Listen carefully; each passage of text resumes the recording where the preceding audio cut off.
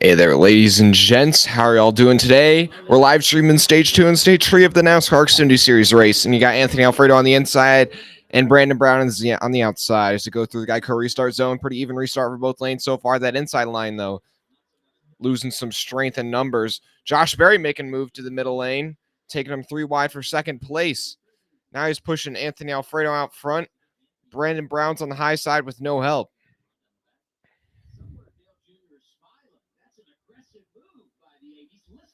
Wow, this is some great racing. They got J.J. Yaley leading the inside line, and he's getting pushed by Noah Gragson and Sam Mayer. You got 3 Junior Motorsports cars all up here near the front. Anthony Alfredo slides up to block that outside line. Now the top 3 cars on the inside line are clear of the field, but that outside line is going to have a run coming down into the trioval. Anthony Alfredo tries to move down the side draft. Sam Mayer, who's the 3rd car in line of the inside line.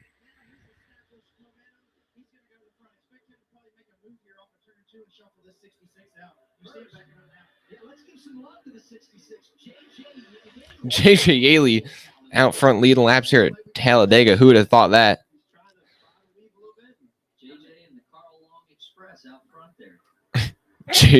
Austin Dillon, J.J. Yaley and the Carl Long Express out front.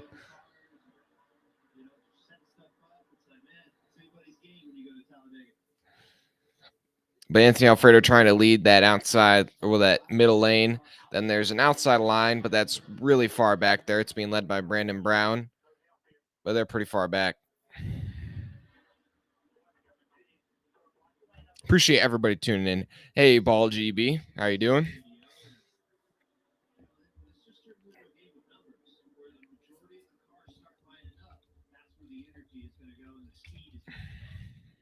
Who wins? Joe Gibbs. Yeah, I'm just making an update here for a poll real quick. But J.J. Yaley still out front. Noah Gragson now leading that outside line.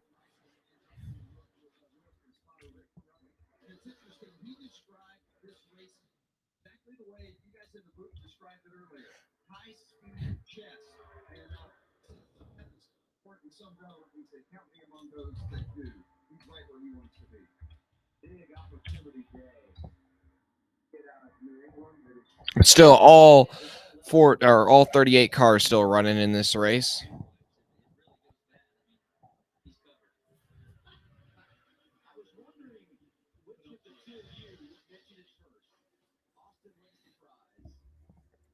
But now you got Noah Gragson leading that outside line, and then Sam Mayer leading the inside line. Jeffrey Earnhardt in the midfield trying to work his way back towards the front. He was out front for quite a bit early on in stage 1, then got shuffled out. Running 4 wide here back in the pack. That's pretty dangerous.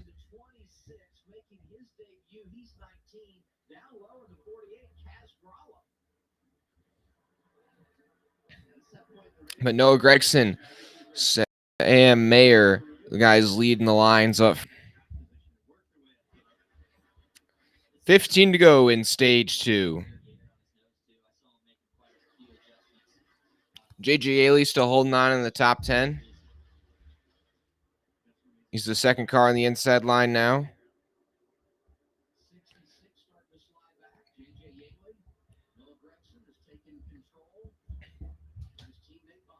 But your outside line, the top 5 cars are clear, and that's Gragson, Berry, Moffitt, and Brown.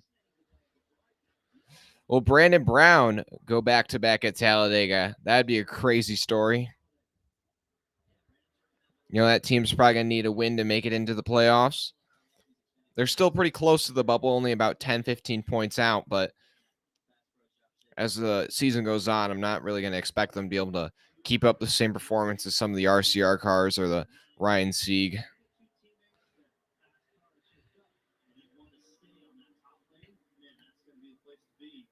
Those inside lines working their way forward again. Now there's only about the top 3 cars on the outside line are free of the pack.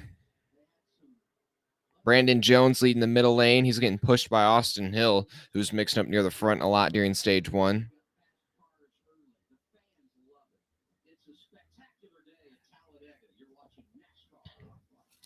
And now they're going to cut to commercial. Well, GB, I'm fine. Thanks for watching my two favorite forms of oval racing at the same time, NASCAR and track cycling. I never really watched track cycling outside of the Olympics, but I do like watching it during the Olympics. That stuff's crazy. Yeah, still all 38 cars on the lead lap, actually. We've only had one caution for incident, and that's when Ryan Ellis had a left rear go down mysteriously in the middle of turns 1 and 2. He was able to hold on to that car.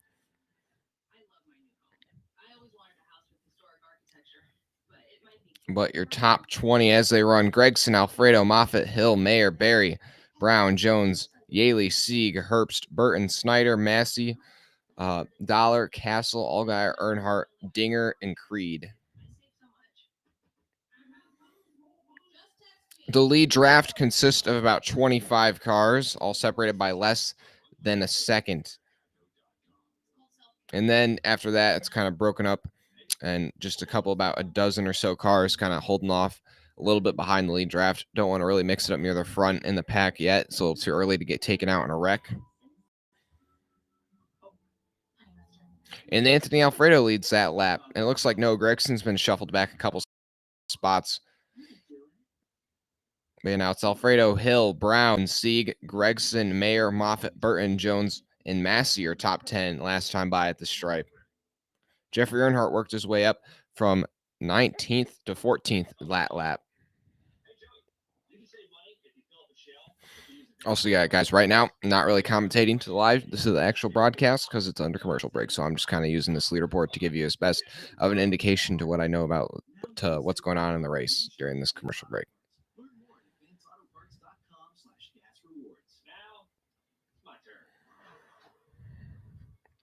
But I appreciate everybody tuning in.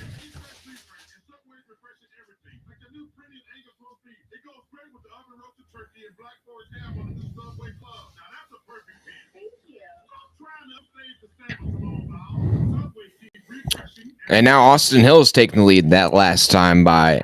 Anthony Alfredo's dropped back to second, then Brandon Brown in third, Ryan Sieg, Gregson, Burton, Massey, Mayer, and Earnhardt has picked up another 5 spots that time by.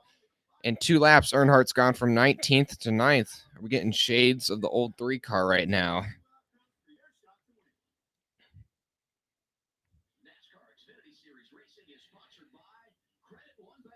Brian Sieg driving that 38 this weekend to get that car some more owner points. Make sure they don't have to worry about getting knocked out in qualifying.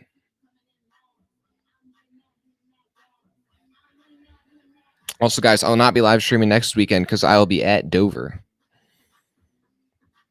And I probably won't be live streaming tomorrow because I have a rugby game. Whoa.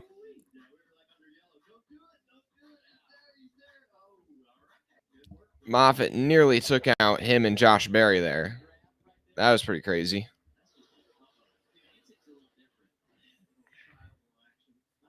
But coming up on 10 to go in stage 2, Austin Hill out front over Alfredo, Brown, Gregson, Burton, Mayer, Jones, Massey, Allgaier, and Earnhardt, your top 10. That top line starting to pull away from the inside line right now. They're choo-chooing around the top a bit. Nope, the Junior Motorsports car is pulling out a line trying to make something happen. Gregson pulled low on Alfredo. And it looks to maybe slide up and get that pass done. No, not quite. But he's going to have his teammate Sam Mayer on his bumper down low at least. Austin Hill slides up to the front. Austin Hill has really proven himself to be a pretty great super speedway racer early on. Gregson comes up the track to poke to the outside of the 21 and nearly went into the side of the 23 there. That was really close. But Austin Hill leads the inside, then Gregson leads the middle lane, and Alfredo leads the high side.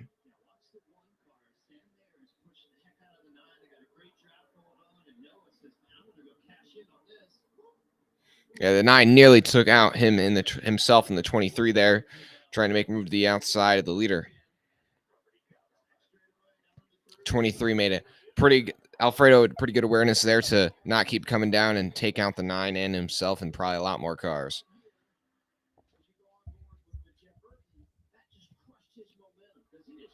And that outside line really just lost a ton of pace, and they are dropping back fast. Now that inside line's pulling away from the field. Austin Hill, though, still leads. I believe Austin Hill's led the most laps of anybody today with 11, or now 12. Jeffrey Earnhardt has led 11 laps as well.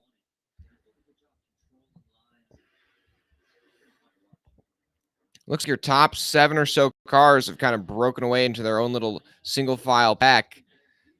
They're leaving behind this pack of about where they're 3x3 for about 4 rows deep.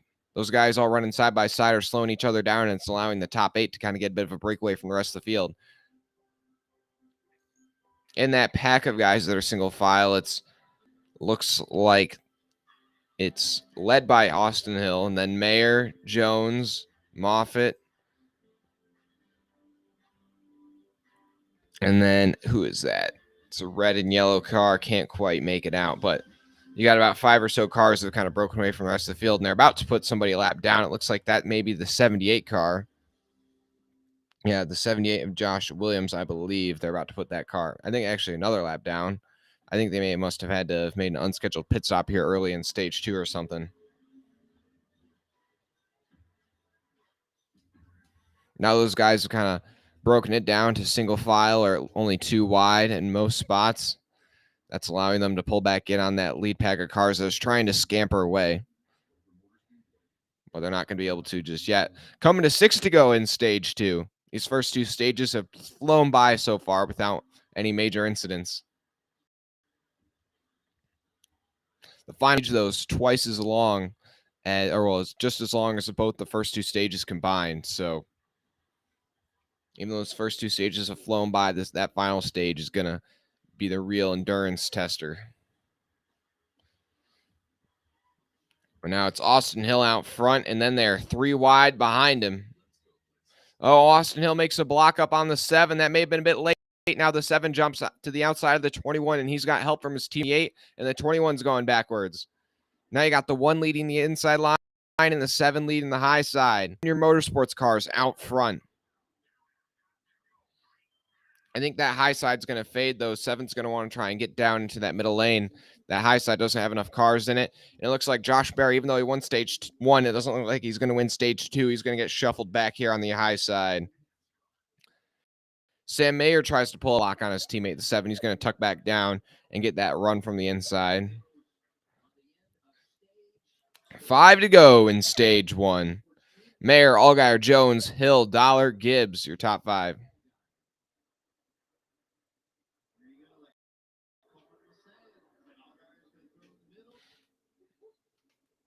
Yeah, Allgaier, a bold move to the middle there. We were under he was able to make a move to the inside to get help from his teammate and Ty Gibbs. That's pretty ironic. Ty Gibbs working with Junior Motorsports cars to get by 3 guys in the high side, 3 guys in the high lane.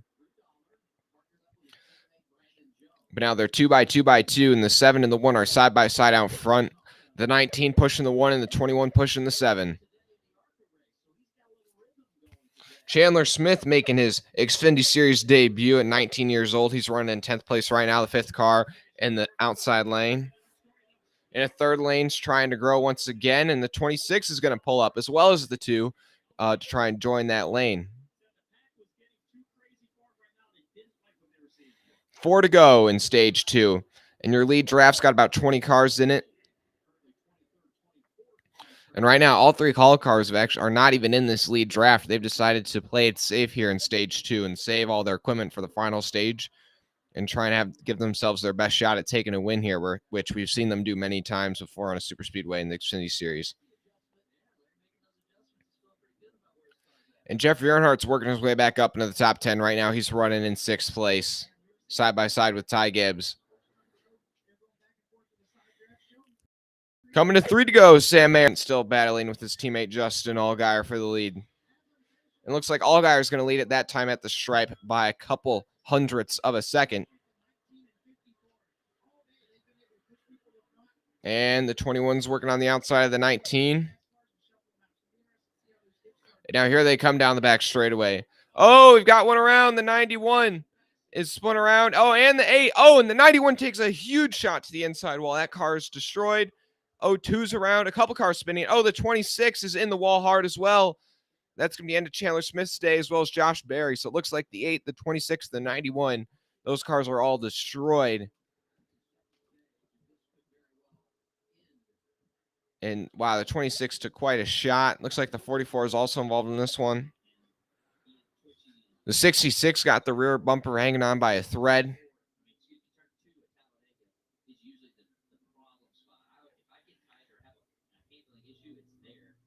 Oh, right front also has got some pretty big damage on the 66. That 8 may be all right. The front end's actually okay. It's just the bumper's hanging on by a thread. Pretty much the same issue as the 66, but it's back in the pack here.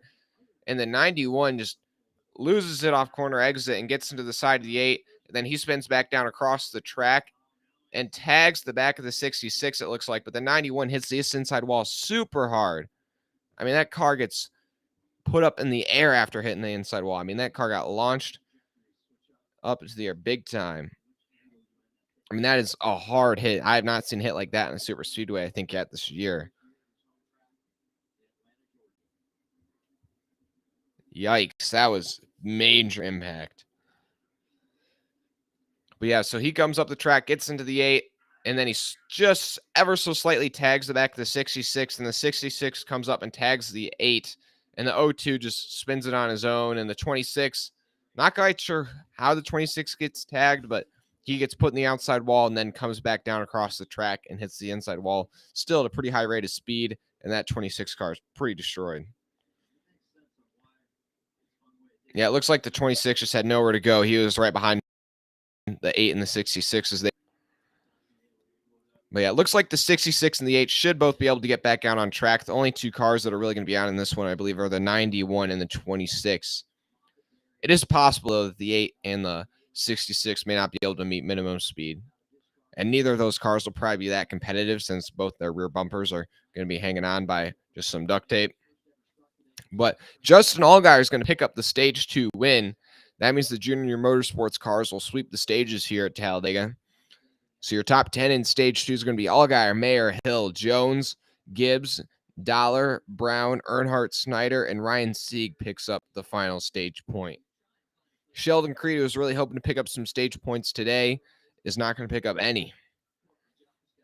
But both his RCR teammates were able to pick up stage points in both stages. So the 2 just kind of he's been up near the front end of the stages and keeps getting shuffled out just at the wrong moment.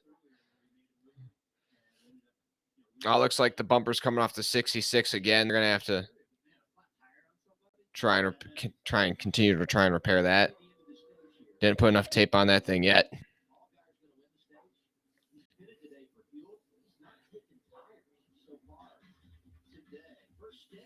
So stage 2 is complete. We're going to have 64 laps is the distance, or 63 laps is the distance of the final stage.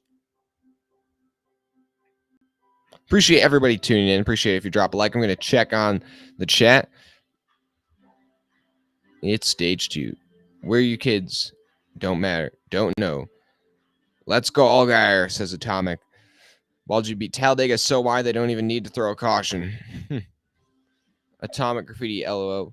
I love to see truck racing with the track vehicles because those things are huge. Yeah, I don't know. That could end up pretty bad, though, if they crash ball. Yeah, that's stage 2 complete.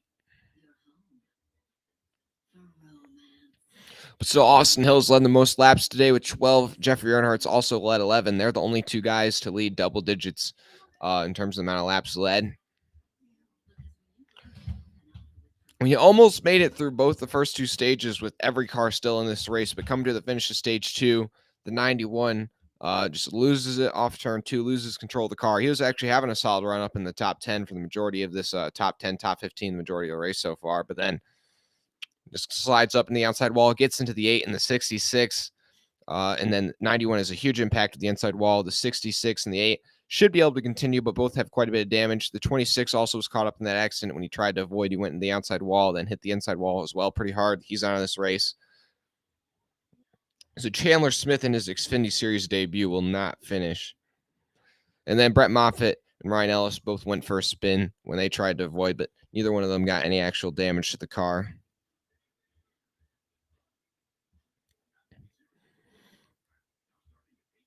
Yeah, your stage 1 winner was Josh Berry. Your stage 2 winner, Justin Allgaier.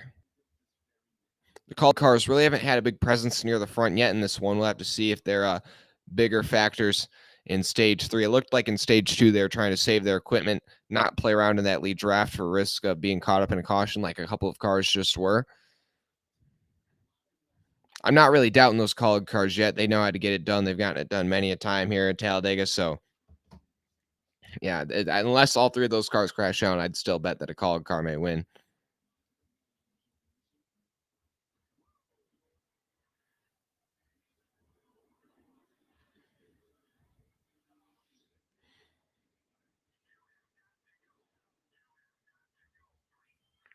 Appreciate everybody watching. Appreciate if you drop a like if you enjoy what you're seeing, and hit that subscribe button if you're new. We just hit 1,500 subscribers last weekend when we were live streaming Dirt Bristol. Well, GB, at least they could tow themselves off the track. I guess you're right.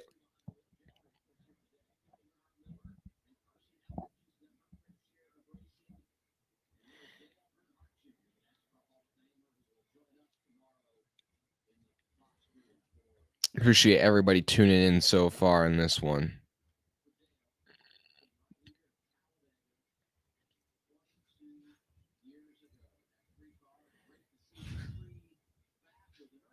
But honestly, I have to say this whole Jeffrey Earnhardt story, I mean, it's really cool, especially because they got the paint scheme to match and that they got Larry Mack on the pit box.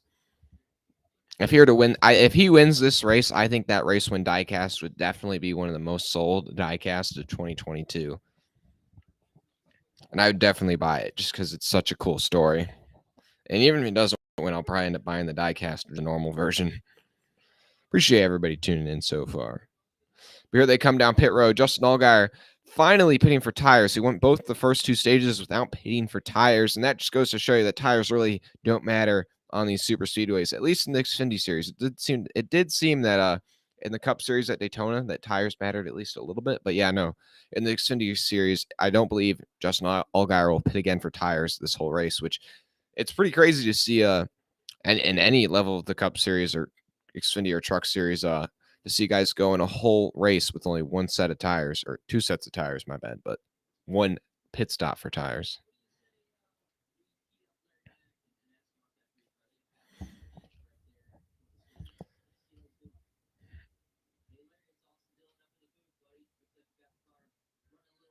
Mark, check on the screen. The lineup is stuck on lap 34. Okay, I'm gonna check that. Mark, I think it's all set up now. I think it's all corrected.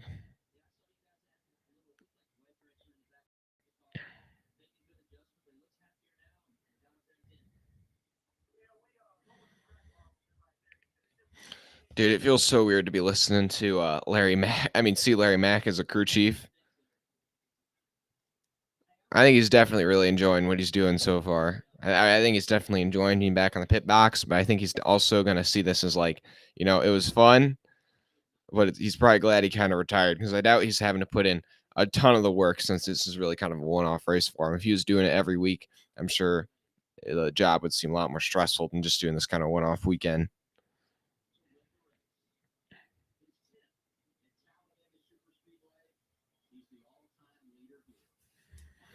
Man, it's crazy that Dale Earnhardt won more than like so many races at these super speedways. I mean specifically Talladega, but like to win more than like I'd say 3 races on like Talladega or Daytona is really crazy. Just it's so hard to be in the right position at the right time at the end of these races.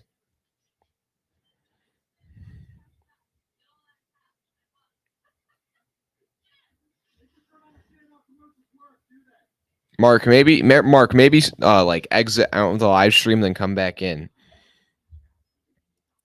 Because I have the live stream set up in like another tab, so that way I can see it. So that way I can see if there are any technical issues. But mine says that it's on lap 52. If anybody else is seeing that as well, let me know.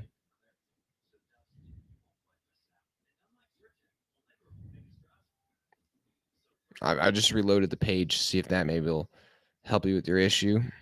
Mark?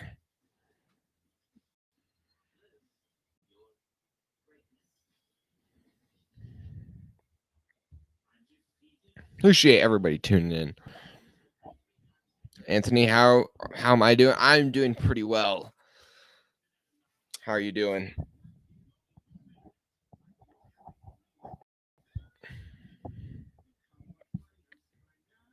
If you guys see any of the ARCA race, there was that pretty crazy incident with Tony Breidinger when she kind of got hooked by the 10, and then the 10 ended up getting some pretty big air time. Didn't go over. I'm not quite sure how, but he popped up in the air. It was probably about 2-3 feet off the ground there for about 20 feet.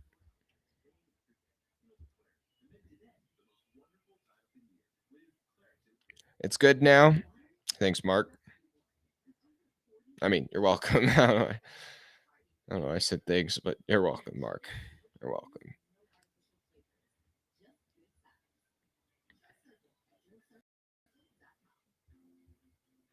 Appreciate everybody tuning in. I probably won't be able to live stream the cup race tomorrow. If I am, it'll probably only be the final stage, but we'll see.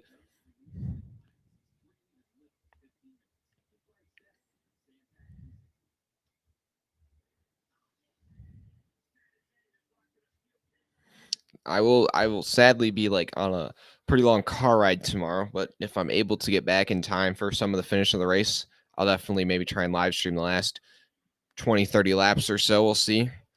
Depends if we get a lot of cautions early.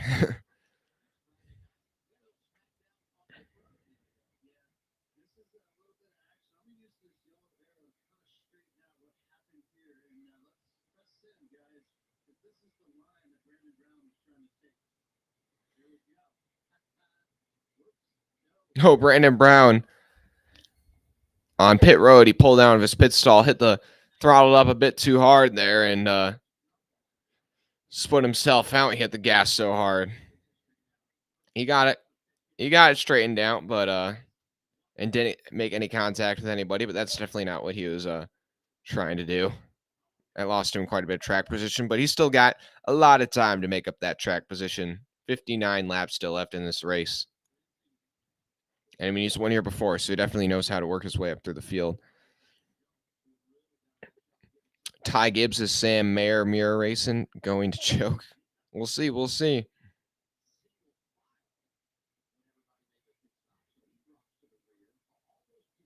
Oh, Brandon Jones is a penalty. On pit road, he went down. He entered pit road too wide. You're not allowed to do that, so he has to drop to the rear as well. Mark Witkowski, let's go, Brandon. Guys, let's go, Brandon Brown.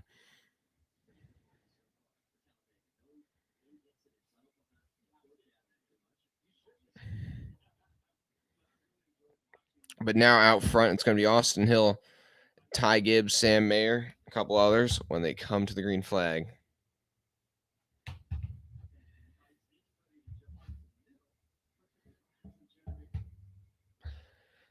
And we're going to get restarted with about, it looks like 58 to go here.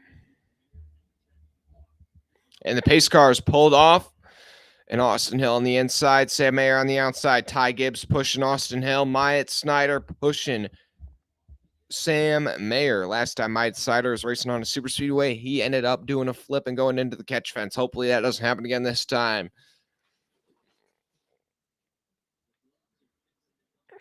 And that inside line gets way better jump than the outside. The 21, 54, and 2 are all hooked up really nice. They're almost all clear of the one car. But those top two, the 21 and the 54, are about 2 car lengths clear of everybody right now off that initial jump. Sorry, guys, can't do English sometimes. Cannot speak English.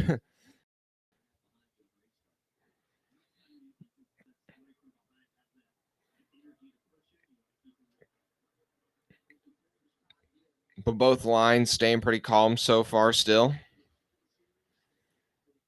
That outside line trying to pull up, trying to get a run through the tri-oval. Ryan Seek thought about making a move on Justin Allgaier there, thought better of it, decided to tuck back in line. But wow, that inside line just pulling away from the outside here. The top 5 cars on the inside line are almost all clear of the outside. That's Hill, Gibbs, Creed, Herbst, and Allgaier. I think we're about to get into the choo-choo train here, boys. I think they're about to choo-choo quite a few laps here.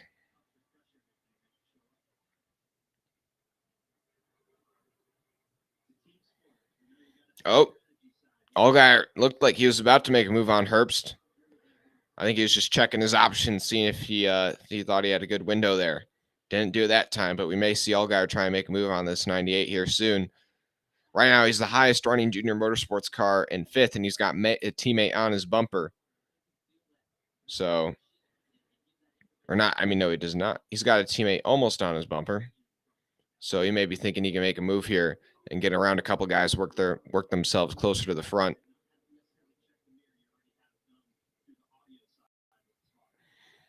But it's Hill, Gibbs, Creed, Herbst, Allgaier, Sieg, Allmendinger, Aldo, Castle, and Hemrick. Your top 10. And look at that. The final stage has begun, and those 3 call-out cars are working their way towards the front. All running in the top 10 now after finishing stage 2, all outside of the top 20. Allgaier leading the charge of those 3 call-out cars. I mean, Allmendinger. I always do that. I get Allmendinger and Allgaier backwards. Obviously, I know they're different, but they're both pretty similar sounding long names that begin with an A and an L. But they're really trying to, those call-out cars are really trying to get that second lane, bring it to life, but I don't think they've got enough power, just them 3. They've got a long ways to go if they want to work their way towards the front. Now Sam Mayer trying to pull out on the call-out cars, so that's really just killing any momentum that outside lane has. Herbst looking though. Herbst makes a move to the outside of the 2 there. The 23, the 9 going to go with him. The 9's going to tuck back in line. Now it's just the 98 and the 23 trying to hold their own on the outside. It looks like they're going to go backwards. They're going to lose about 10 spots here each, but they're going to come up on the 3 call-out cars. Will the call-out cars try to work with them? Nope, they're not. They're going to shuffle them into the sucker hole. The 23 going backwards. Oh, but it does look like the 98's going to be able to slide up in front of one of the call-out cars. So 98's not going to lose that much track position, but the 23 is going to have to totally regroup here now that he's at the end of one of these lines.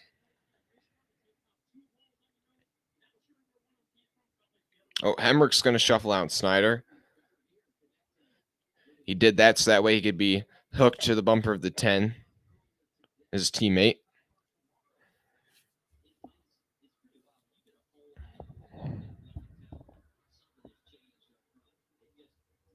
Appreciate everybody tuning in. Thanks for 5 likes. Can we get up to 10? Is Haley Deegan racing right now, Seth? Haley Deegan is not racing, Seth. He is not.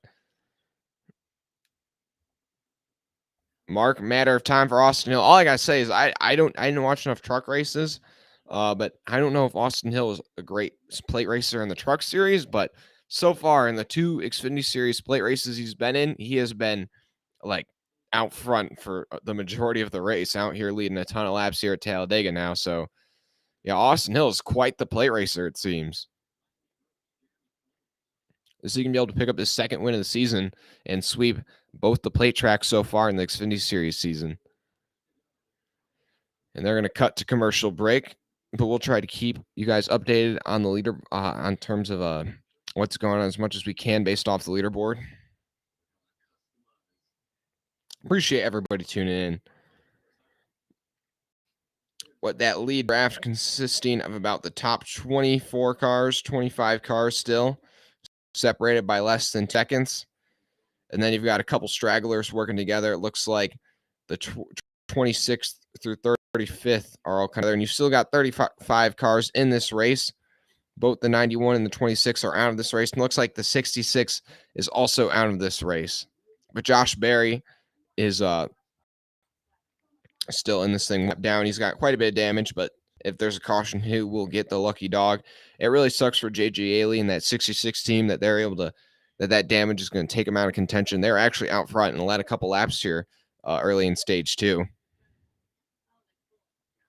But JJ Ailey will be doing double duty this weekend. He's going to be in the 55 for MBM Motorsports tomorrow in the Cup Series. That'll be the first race, I believe, for that team so far this year. I think, or unless they raced at Atlanta, but because both the 55 and the 66 for MBM failed to qualify in the 500.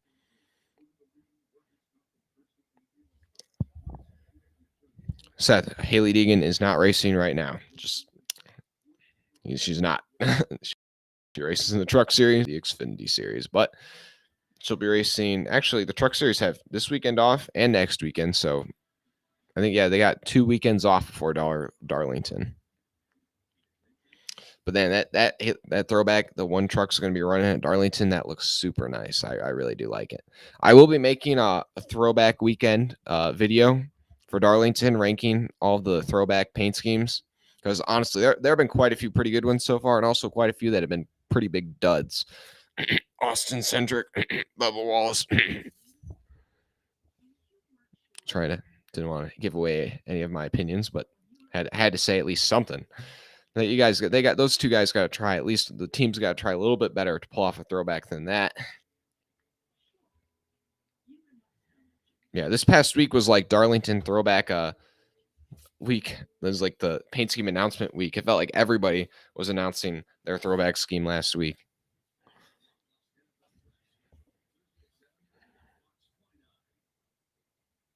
Appreciate everybody tuning in, guys. Thank you if you are subscribed and we're part of that amazing live stream last weekend for the Bristol Dirt Race, where we hit 1,500 subscribers. We had about 40 to 50 new guys subscribed to the channel during that live stream. That was pretty sweet. And if you enjoy what you're seeing during this live stream, I appreciate it if you drop a like and hit that subscribe button, so that way you guys can stay tuned for more NASCAR commentary. Austin Hill, though, still out front. 50 to go here at Talladega. Then Ty Gibbs, Creed, Allgaier, Gregson, Clements, Herbst, Burton, Allmendinger, and Earnhardt, your top 10.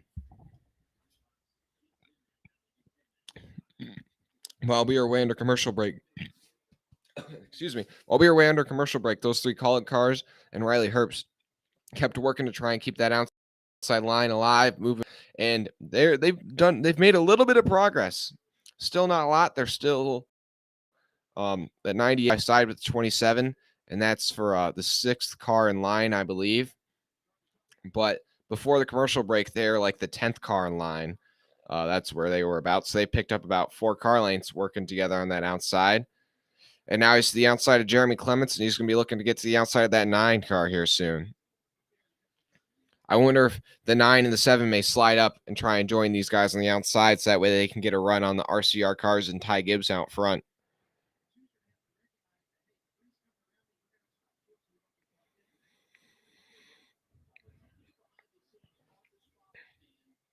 But Austin Hill has led the most laps today. Austin Hill proven that he is like a great super speedway racer so far in this 2022 Xfinity Series season.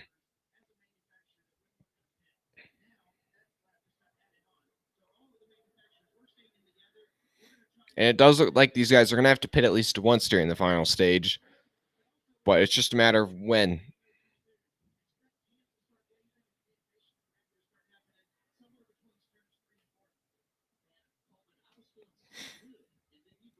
But your top 10 now are Hill, Gibbs, Creed, Allgaier, Gregson, Clements, Burton, Herbst, Earnhardt, Allmendinger. Then Kaz Gralla in 11th place in that 48 machine. He's replaced Jade Buford in that car. T-Motor decided that Jade Buford spent enough time in that car. He did not like the results he was getting, so he decided to try and swap in Kaz Gralla. And I think that was a pretty good choice. I like Jade Buford, but I think Kaz Gralla is definitely a more talented race car driver. Maybe not on the road courses, but just about everywhere else.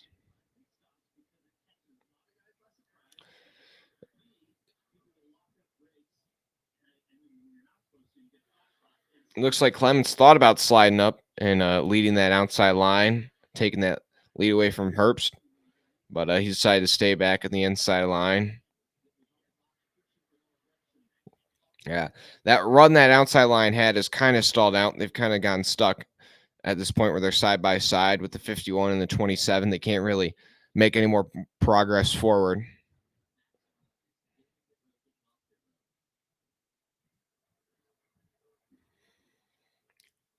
But yeah, guys having good runs so far.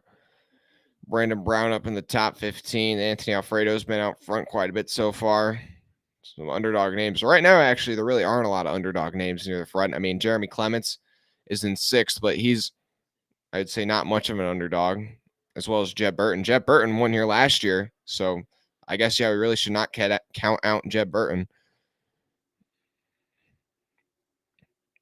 Going to be 45 to go next time by.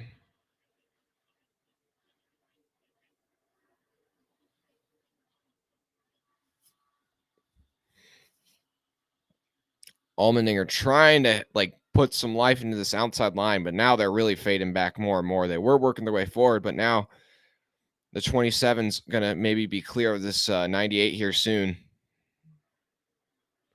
Oh, the caution is out.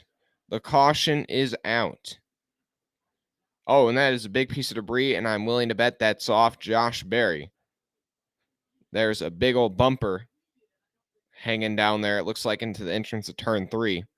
And Josh Berry was the one who had his bumper hanging on by just duct tape here from that last caution. But we'll have to see or just confirm here in a minute. Yep, that is off the 8 car of Josh Berry. And I wonder what's going to happen about that, because I'm pretty sure that rear bumper is a mandatory part of the car. So they may have to retire that vehicle now. And it looks like guys may be able to pit here and make it to the end of the race on fuel.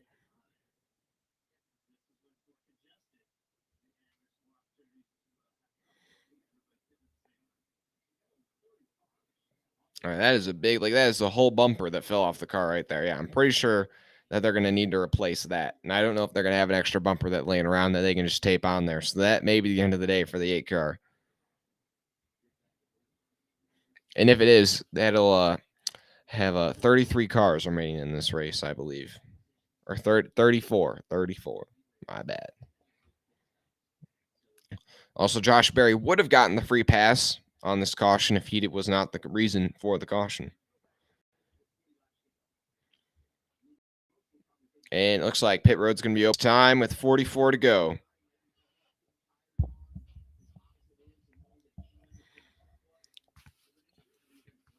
We'll have to see. Everybody's going to go fuel, but are people going to choose tires or not? Because this will probably be most people's last pit stop of the day. Do you want tires to give yourself that extra grip and control? Or do you want to not take tires, and that way you can gain track position? Whoa, the 51 gets boxed in by the 35 there. He only took fuel, but he may end up losing track position here because that 35 boxed him in. It could have been worse, but definitely cost him at least maybe a second or two. And it looks like almost everybody's taking just gas. A couple guys taking tires, including the 7. But Gibbs goes to the lead, Austin Hill in second, then Creed, Gregson, Herbst, Allmendinger, Earnhardt, and others. We have a couple of guys did stay out, but I'm assuming they're just going to pit next time by when pit road isn't as busy. But those guys who did stay out are David Starr, Bailey Curry, Ryan Vargas, and Matt Mills. But my assumption is that they're going to come down and pit next time by. But yeah, coming off pit road, it was Gibbs, Hill, Creed, Gregson, Herbst, Dinger, Castle, Earnhardt, Burton, Dollar, your top 10.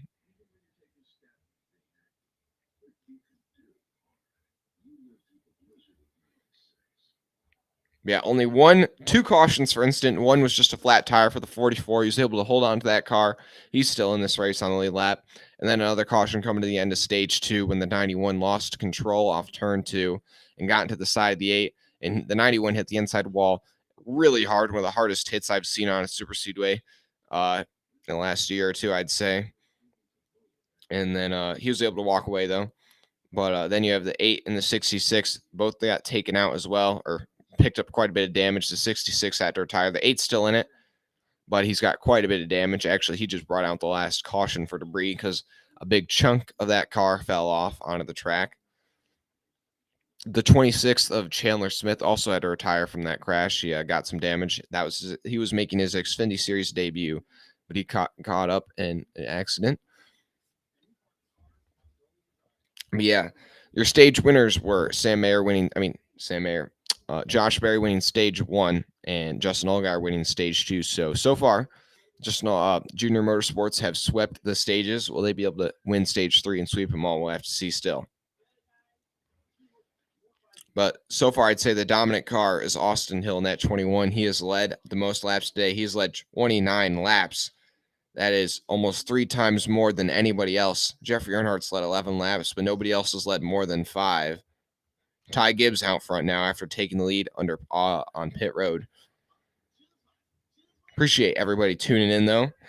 Got 22 people watching. I appreciate it. Got 8 likes. Can we get a couple more likes? Also, we're going to check in on the chat and on the poll here. So I said, who wins?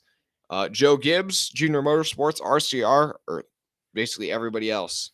And right now, almost 40% are voting for Joe Gibbs, and 17% both say Junior Motorsports, 17% say RCR, and then 28% say the field. So I'm surprised so many of you guys are going with Joe Gibbs, but I guess you guys have that much faith in Ty Gibbs, even on a super speedway. Honestly, my pick, I hope the 3 wins, just because that'd be so cool. It'd be sweet to see the 3 win. But other than that, I really don't have. I'd love to see an underdog win. I'd love to see Brandon Brown going back to back. But yeah, honestly, I just hope it's an underdog if it's not the 3. I mean, the 3 is an underdog. So or Landon Castle. Or Landon Castle getting a win. I wouldn't be against that. It'd be really cool to see Landon Castle get the win here. I know a lot of people are going with Landon Castle. Here, I'll check in on Mark. Not only does the 3 really look good, Jeffrey looks so much like his grandpa and his dad, Kerry. I know. He also looks like Dale. I mean, Jeffrey really looks like an Earnhardt. Okay, but the lights are out on the pace car, and he's going to pull down onto pit road. Gibbs is going to lead him to green on the inside line, getting pushed by Sheldon Creed, and then it's going to be Austin Hill on the outside, getting pushed by Justin Allgaier. Now, here they come. Last couple of times, the inside line's gotten a better restart than the outside. Will that be the case this time? It does not look like it. The 9's giving a great push to the 21. And the 21 right now clear of the 54, but the 54 still staying pretty close. The 54 now edging up alongside the 21. Oh, and the 2's going to slide up to the outside line behind the 9. I'm pretty sure that was calculated there, so that way he could be near his teammate. And now the 54 is going to be on the inside, and there's about a car length back to the 98 and then the 3. So that inside line really fell apart there on that restart, but that outside line's really hooked up. Now Austin Hill slides down to block off any sort of run the 54 might have. He's probably going to slide up here and block off the 9 here in a moment. He's going to have to do it quick, or else the 9's going to make a move on him. Okay, he's able to get it done off turn 4. Now they come through the trial once again. Austin Hill has just done a great job of negotiating the lane so far out front, holding on to this lead. He's really shown himself to be a pretty solid super speedway racer. But your top 10 that time by Hill, Gregson, Gibbs, Creed, Allmendinger, Herbst, Castle, Earnhardt, Burton, and Dollar. Also, there is Dash for Cash this race. The 4 cars in the running for Dash for Cash are Austin Hill, Allmendinger, Castle, and Brandon Jones. We'll be coming to 40 to go this time by. Looking at the chat ball, I'm watching this race, this stream, and driving the course on NASCAR Heat 5 on PS4 all the same time now. Wow, that's a lot to be doing all at once, ball. But best of luck in your NASCAR Heat race. Mike Morgan is still waiting on the 3, still waiting for him to make his way towards the front. I don't know. He's trying, but he keeps kind of getting shuffled out. I think he needs to try and work with his teammates, the 2 and the 21, a little bit more. Right now, he's maybe able to get in line with the 2 here in just a moment. Jeffrey Earnhardt's first race car was a Yugo. This is Mark. Ball, geez, he must have been flat broke then. Not quite sure what you're talking about. I'm trying to remember.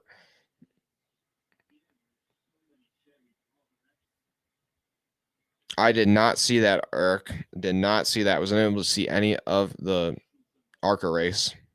I'm going to try and see the highlights of it, though, after I finish live streaming this one. Mark, with 25 to go, things are going to get serious. Lap 7, then the crap's going to hit the fan. Yeah, that's pretty much how all these super speedway races go. But now things are getting a bit more intense till the front. Austin Hill and Noah Gragson still clear of the field, but then that outside line and the inside line are both starting to edge up towards the leader. The 21 is going to make a move up and block the 54. And now he's going to have to probably move back down and block the 9. Or I don't know, that outside line's going to have a run coming still. So he may have to pull back up. And yes, he does. Ryan Sieg trying to lead an outside line, a third line. But he's pretty far back from the front. He's got Sam Mayer pushing him.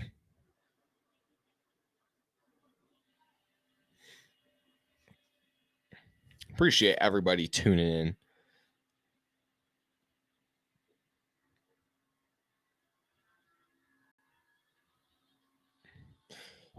Ball GB, I'm not quite sure what you mean. The dash for cash, it's just whoever finishes highest of those 4 makes $100,000 on top of the normal winnings they would get from the race. So it's like an extra bonus. So yeah, everybody's still getting paid their normal amount, and then there's just that extra kind of race within the race for a couple of drivers.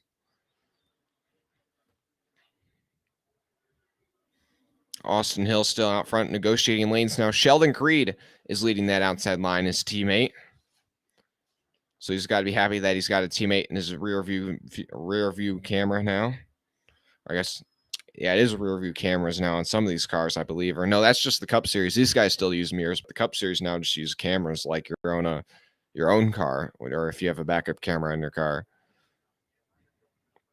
Obviously, it's going to be probably a bit more high tech than your normal backup camera, but we've got a crash. We've got a crash on the back straightaway. And the 19 spins the 54. Both Gibbs cars are caught up in this one. It looks like it's going to be an end of the day for the 54. And oh boy, all you guys in the chat who are saying a Gibbs car was going to win, you're incorrect with this one. Also, Ryan Ellis is caught up in this one. So far, Ryan Ellis has been involved with every single caution so far. Every single caution so far, Ryan Ellis has been involved. Also, the 18s got damaged. Literally, all the Joe Gibbs cars have got damaged. The 54 is, the 44, I think, is killed. And the 54. The 19, I think, is going to be okay. It looks like there's like a tear, though, in the right side. We'll have to see if we can get a replay there. The camera angle at the time of the crash was really far. It was zoomed out pretty far, so you couldn't really tell where anything originated from. But the 21 comes down, blocks the 9. Oh, the 50. This actually happens on the outside line. The 54 just, I don't even know what happens. The 54 moves to the outside of the 11 and hooks him into the outside wall and then comes sliding down the track and takes out like some guys on the inside line, including his 2 teammates.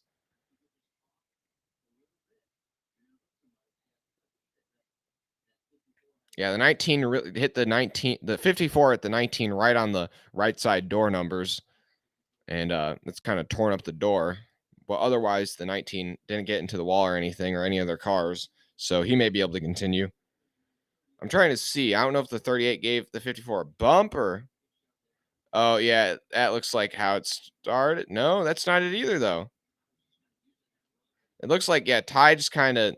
I don't know. I really don't know what happened there. It looks like that was Ty's fault, but, it looked more like just your normal super speedway incident where somebody gets a huge run and... I just don't know. The 54 just looks like he comes down and hits the 11. I don't know how badly damaged the 11 is. It looks like he popped the outside wall pretty hard, but I think he's still going straight. And then the 18 kind of got a little bit of damage as well and a couple others. But I think the only guys going to be out in this race from this incident are going to be the 54, the 08, the 44, maybe a couple others, the 11, depending on if that maybe the right front tire, if the suspension screwed up or not.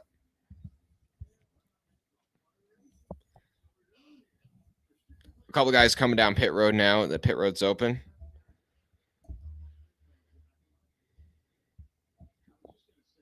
But now out front, it's Austin Hill, Gregson, Creed, Herbst, Dinger, Earnhardt, Burton, Castle, Mayer, and Snyder, your top 10.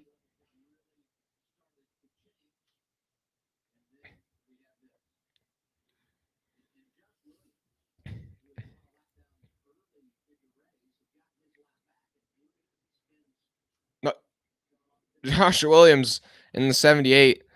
I don't know what happened there. He just spun it coming down onto pit road under caution, not even under green. I don't know what he was doing there, but he's got it going right now. He didn't get into anybody, thankfully, but that was a pretty what are you doing there moment. Appreciate all 25 of you guys watching. We got 25 people watching right now. We got 10 likes, guys, so I appreciate it. If a couple more of you guys could hit the like button.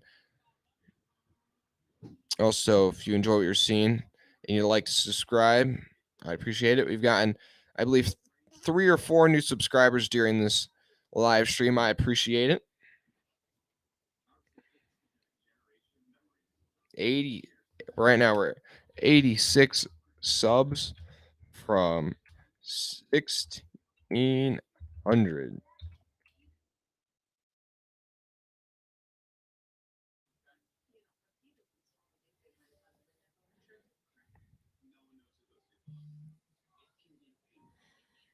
Yeah, we're gonna have probably about 30 to go when we get going green again. So I think from now on, it's gonna be crunch time.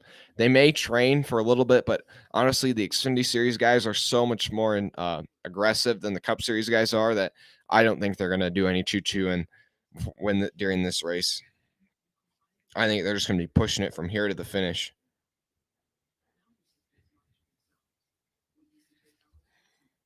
Up to 12 likes, I appreciate it. Almost 200 viewers on the day. Thanks, guys.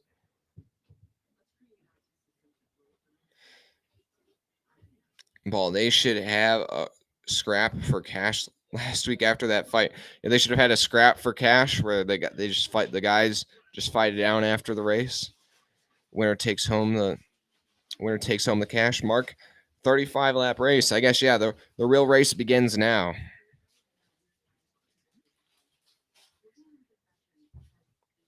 You asked Beard Motorsports for Noah Gregson's Wendy's fire suit, and did you get it? Well, I don't think you got it yet because he hasn't worn it. Well, he hasn't raced it yet. But if you're able to get it afterwards, that'll be a pretty cool souvenir.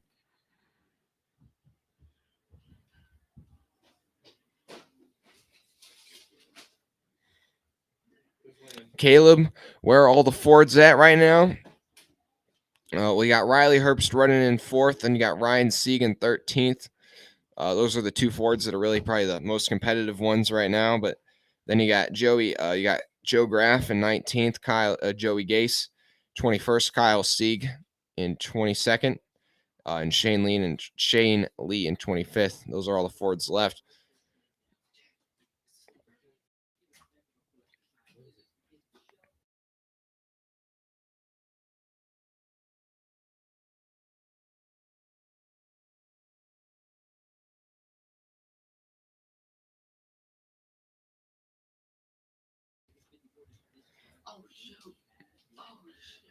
That's pretty crazy, Eric.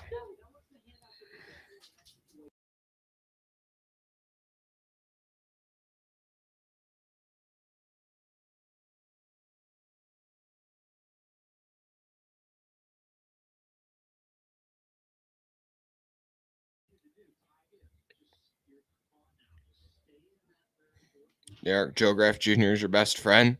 I don't know. If he's your best friend, then a lot of people hate your best friend.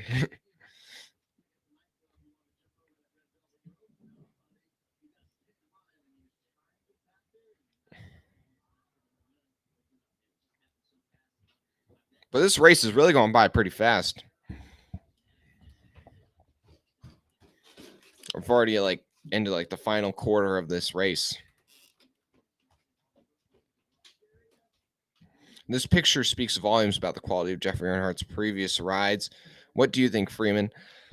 Well, I think that he deserves a better shot in the Xfinity Series or just even if the Truck Series, if he was able to get. I think that's definitely something he should consider. I think he may be really wanting personally to have a top tier Xfinity ride or something like that, but I think he's still got more to prove So I feel like he should maybe settle for if he can get a top level Xfinity Series ride. I mean, take it, but I don't think that opportunity is going to get presented to himself. But if you can get a top level, maybe Truck Series ride, I think he should take it instantly. So that way, maybe he can win a couple Truck Series races, prove what he's worth, and then he'll get into that Xfinity Series ride and maybe Cup one day. We'll have to see. And the other reason why I'm not super sure about it is because you've got what am I looking to say? You've got like it's first off, he's running an RCR car, and RCR is some of the best super speedway cars. And I mean, right now, so far, he is getting outperformed by his teammate. His teammate Austin Hill has dominated this race pretty much. So, I mean, yes, he's doing a good job, but he's getting outperformed by his teammate. And I'm not saying that because I don't like Jeffrey Earnhardt. I like Jeffrey Earnhardt, and I want to see him do well. I'm just saying that because I feel like I don't want people to overreact. I mean, winning a pole on a super speedway isn't really that. I mean, it's not much of a demonstration of any personal driver talent. I mean, you're basically just holding it wide open and just ever so slightly turning left in the turns, which are just by yourself. But we're going to get restarted, it looks like, with 32 to go here.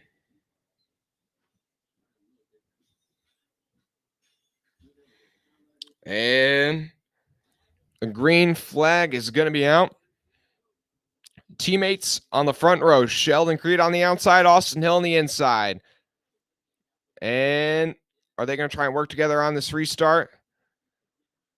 I mean, it looks like they're going to try, but I don't think it's going to end up working out for him. It looks like the 21 is going to try and check up, let the 2 slide in front of him, but it's not going to happen. The 98 and the 9 are both all over the bumpers of the 21 and the 2. Now off turn 2, both lanes still dead even with each other. Back in the pack, guys are trying to make it 3 wide. Brett Moffitt pokes out and starts to form a third lane. He just got help from Casgrala. Sheldon Creed's got maybe a half car length advantage over the 21 as they enter turn 3. But now here comes the 21 on the inside. He's going to slide up in front of the 2, and they're both going to tuck down to the inside line. And now you got 2 RCR cars, 1-2 out front. And that just, it took them a little while to get 1-2, but now they're 1-2. And I think that's exactly what they wanted from that restart. You got the 2 teammates right next to each other out front. Looking like Colleague right now, the RCR cars. And speaking of the Colleague cars, Allmendinger is up to 5th and Castle in 6th. So one of them, the 11, has got quite a bit of damage. And I think he may actually be out of the race now, but either way, he's not going to be competitive. So you've only got 2 Colleague cars now, so they're not going to be near as powerful as they would be with 3. But still, both of them running in the top 5. But Jeb Burton, the defending winner of this race, running in the top 10 right now. Brandon Brown, who won here last fall, running in the top 15 still. So still a lot of threats to win up front. And still a lot of time left. 30 to go. That's tons of time. We're definitely going to see probably a couple more incidents. Still over 30 cars, I believe, still in this race. So yeah, there's still definitely going to be a lot of action to be had in this one. I'm going to check up on the chat real quick here. Austin just joined. Are you streaming the race also? I don't know if I'll be able to. I have a rugby game tomorrow, so I'm not sure if I'm going to be able to stream the Cup Series race. I definitely won't be able to stream it from the start, but I can hopefully get on for maybe the last 30, 40 laps of the Cup Series race tomorrow, hopefully. But thank you for joining the Freeman Motorsports community. I'm glad that you subscribed, and you'll definitely be seeing more NASCAR content. I'll be making a vlog of my experience at Dover this weekend, and I'm still working on uploading kind of a mini vlog from being at Martinsville last weekend, or 2, my bad. But thank you, everybody who's watching. Almost 40 viewers right now. We got 15 likes. We got 40 people watching. We get a couple more likes. I'd appreciate it. But right now, that top 10 or so are all single file, and they've broken away from the rest of the field. They're side by side from about 12th place on back. But that top 8 or so cars, the last one of them being Brandon Brown. So the top 9 have all broken away from the rest of the field. They're running single file. Riley Herbst trying to catch up to the rear bumper of the 68 and try and join this lead pack of guys running away. And he's going to be able to get onto the bumper of the 98. So now it's a 10-car single file draft that's kind of breaking away from the rest of the field here.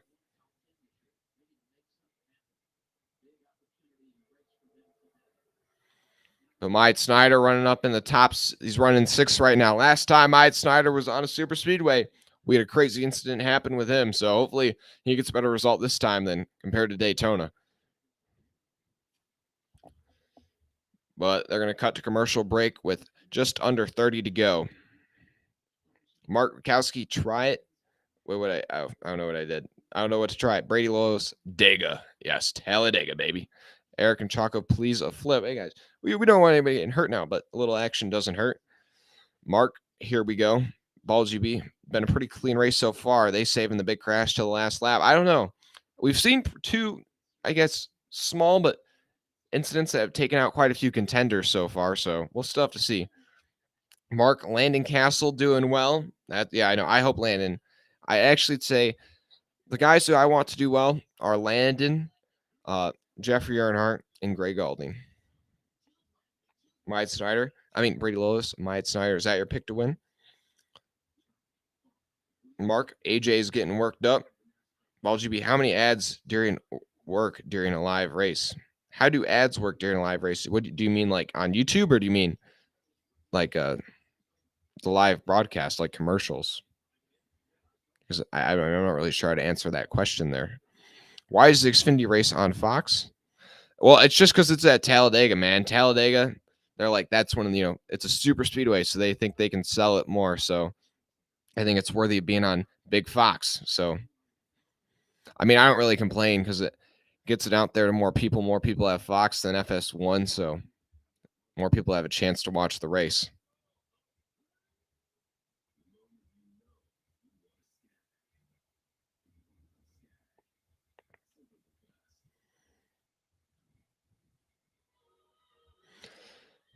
Appreciate everybody's tuned in so far. Almost to 300 viewers on the day. I appreciate it.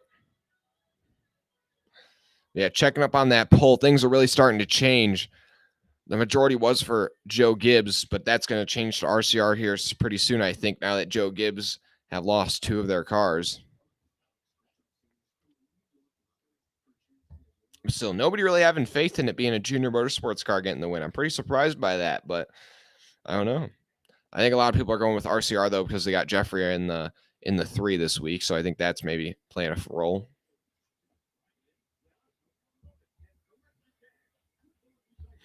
Almost to 20 likes, guys. I'd appreciate if we get there. Should I pick a winner? Okay, here's who I think is going to win. Here's the thing. I feel like, I don't really have somebody I really think is going to win because it's just, there's so much craziness on the super speedway, but it's more so people I want to do win who I think have a decent shot at winning. But I don't know. I think Austin Hill will win. That's what my gut is telling me, is I think Austin Hill will win. And I wouldn't be mad about that, but I would want Castle, Brown, or Galding to win.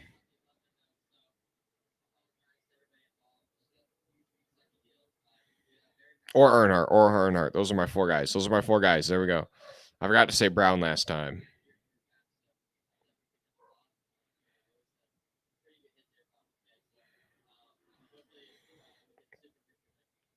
Brady Lowe's. I mean, but I'm not picking it just because Austin Hill's leading right now.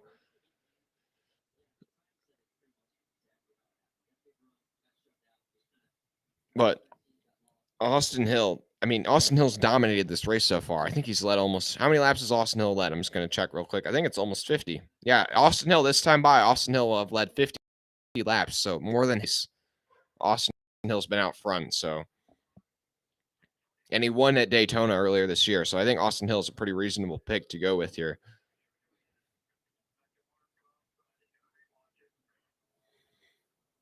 But the most recent winner here, Brandon Brown, just cracked into the top 10.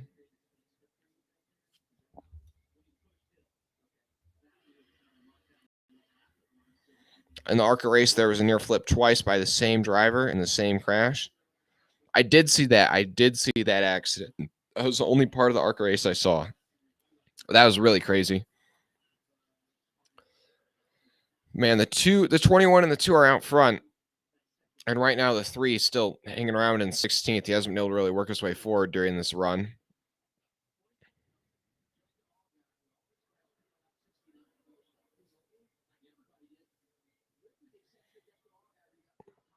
Allgaier are working on leading this outside lane now.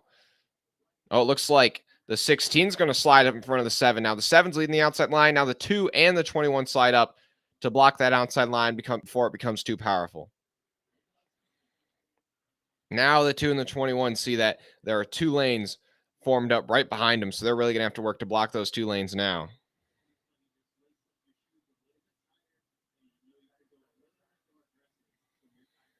Man, the 7 and the 16 are really strong, though, on the outside line. I think they're going to be able to maybe have a shot at taking this lead from these 2 RCR cars. Oh, and the 16's to the outside of the 2. But he's not going to get to the outside of the 21 here yet.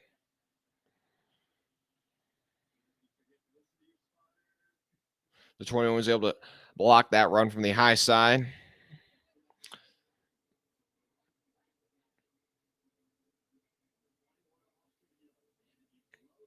And now that outside line is really kind of pulled away from the inside. The top 4 on that outside line are almost all clear of the leader of the inside line right now, Sheldon Creed.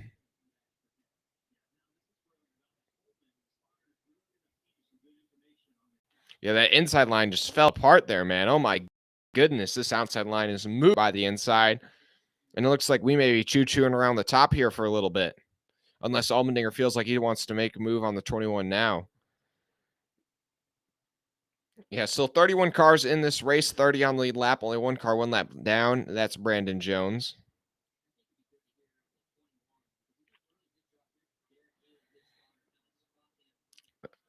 Oh, and the 02 trying to shuffle out the 36 now. They're 3 wide there. A couple rows deep now in the middle of this pack. The 27 looking to the outside of the 36. He's going to get that lane open. They're 4 wide in the middle of turns 1 and 2 there.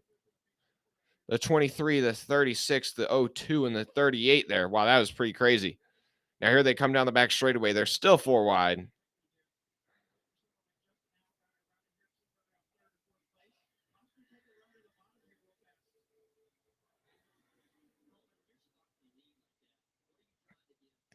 But yeah, it's still Austin Hill, Allmendinger, Allgaier, Herbst, Creed, Mayer, Gregson, your top 7.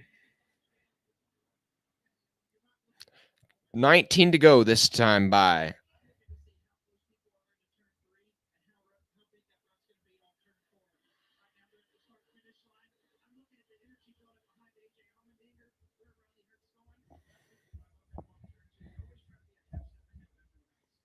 I know 69 is the same number flipped upside down because you know what it is? It's 69 upside down.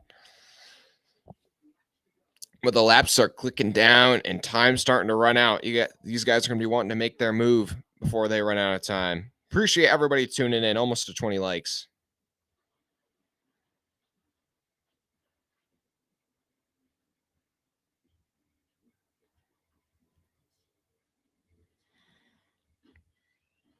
And hey, we've gotten 2 more new subscribers. I appreciate it, ladies and gents.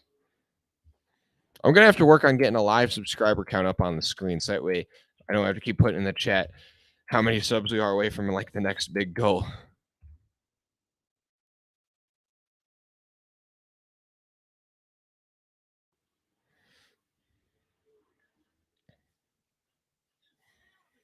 Yeah, 84 subs away, which is a lot, but we'll slowly get closer and closer.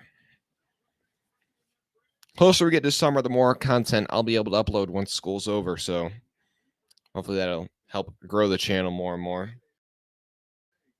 Yeah, this outside to pull away from the inside. Almost the top 8 cars on the outside are clear here of the inside lane. And it looks like they're going to start choo-chooing around the top here pretty soon. There's only about 5 or 6 cars even trying to work at this inside lane now. I didn't think we were going to see the choo-choo at all in the Xfinity Series race. But it looks like we're going to see it here a little bit before this thing's over. But Austin Hill still out front. Austin Hill has led so many laps here today. So many for at least a Xfinity Series race. Or, especially a plate race. Oh, and the caution's out. Somebody's in the wall. That's the 5 car. The 5 was in the wall. It looks like he had a right front tire go down. He was riding right at the back of this lead draft. Not quite sure why that happened, but I guess we aren't going to see the choo-choo. We almost saw it, but the caution's going to come out before that'll be able to happen.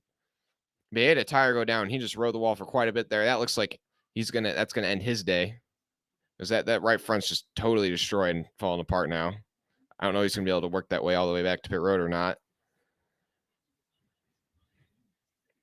Yeah, now we're probably gonna get restarted with I anticipate about 13-12 to go. So yeah, it's just gonna be a sprint to the finish here now.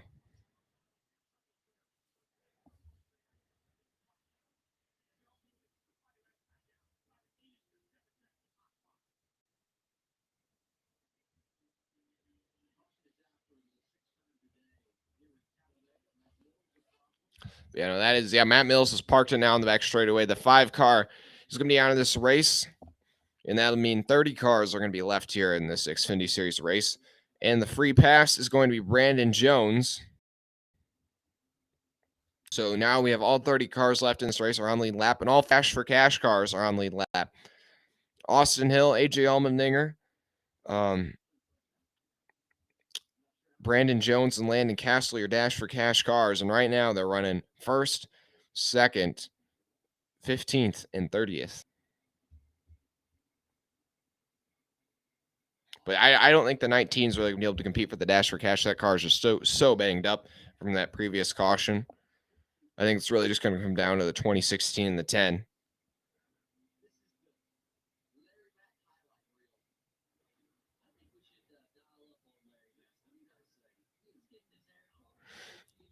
And Larry Mack on the pit box, they're just showing him and him like working on it, doing his crew chief thing, and it just feels so cool to see him crew chief in one more time.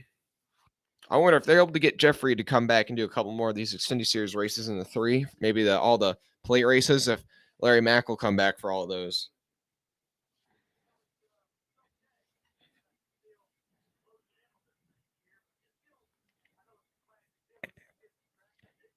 AJ will get the restart.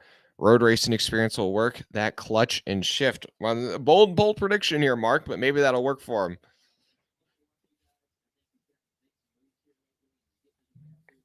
Yeah, right now the only people who have teammates near the front now are Justin Allgaier and Sam Mayer running 3rd and 4th, but they're going to restart in opposite lanes, so they really won't be able to work together too much on this restart. I'm sure they'll try, but we got 43 people watching right now. I appreciate it, but we got only 19 likes. If we get a couple more likes, I would really appreciate it. Appreciate you tuning in, though. But right now, Jeffrey Earnhardt running in 8th place, so he's still got a shot at it, running in the top 10, coming down to the end of this thing. But I think we're still going to see a big one here before this thing's over, so it's going to come down to if they can avoid the bigger or not. You hit random on the racing reference and got the 2002 Nazareth Bush race. Nazareth Bush race. Whew, that's almost couldn't say that one there. They should make the Dash for Cash a 1-lap running race around the track instead. Man, Ball, you're just coming up for anything. You got the Scrap for Cash, or thinking of the Dash for Cash just being a 1-lap race around the track.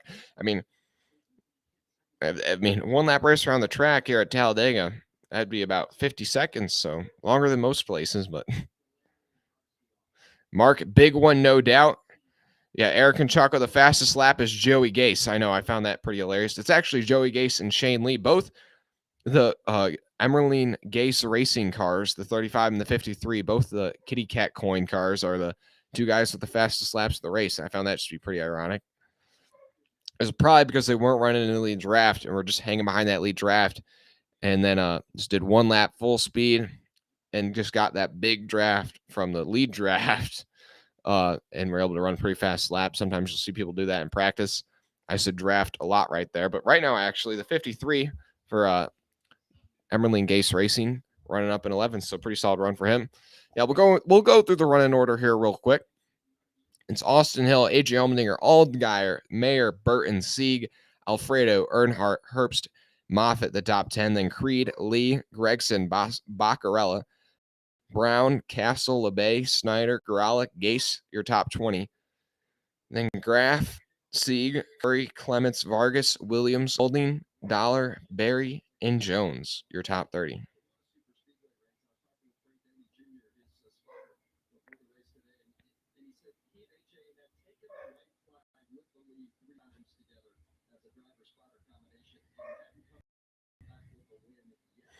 Bitcoin is fast too, says Eric. You mean running a race using their legs? Well, now if it was a race running with their legs around Talladega, that would take them probably north of, I'd guess, probably 20 minutes is my guess. I don't think any of these guys would be in good enough shape to do it in like, or I'd say maybe about 16 minutes, right about there, 16 minutes. Or it'd be like running a 5K basically.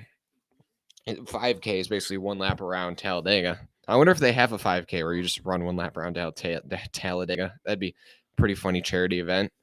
I'd be down to do that though.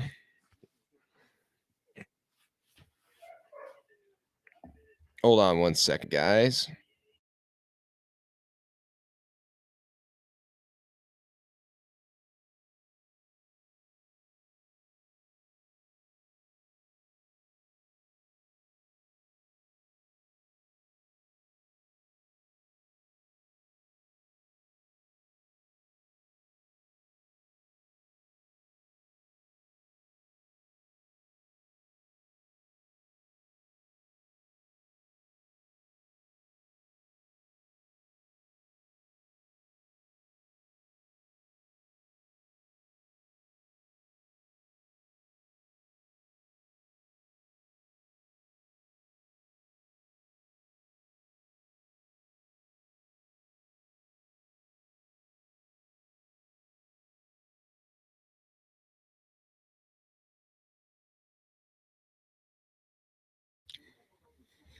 Eric, a 6-hour run around Talladega, man, you might get some people you're gonna get drivers passing out. You might get somebody hurt, man. They don't want people pushing themselves too hard running around Talladega. As long as they're running on the apron, not on the banking. Because I don't even think it's physically possible to run around the banking in the turns at Talladega. It is so steep. Make them do it in full race gear with helmets and see how far they manage to get around before they collapse. We'll have to see about that. I don't think that would really work either. Then to be the dash for air. I mean, it's a pretty funny concept. Maybe you could take it up with NASCAR headquarters.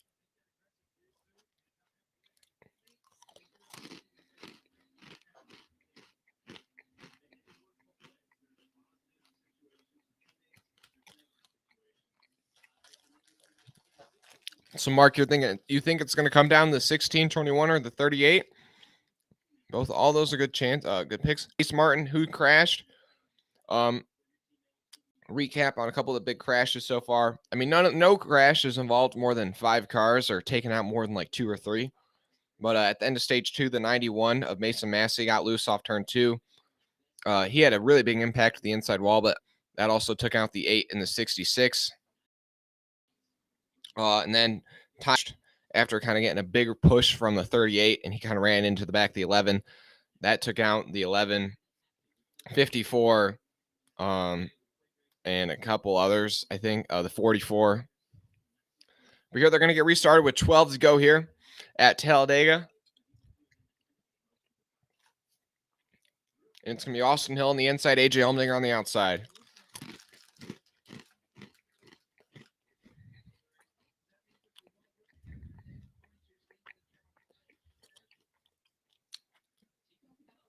And the green flag is out.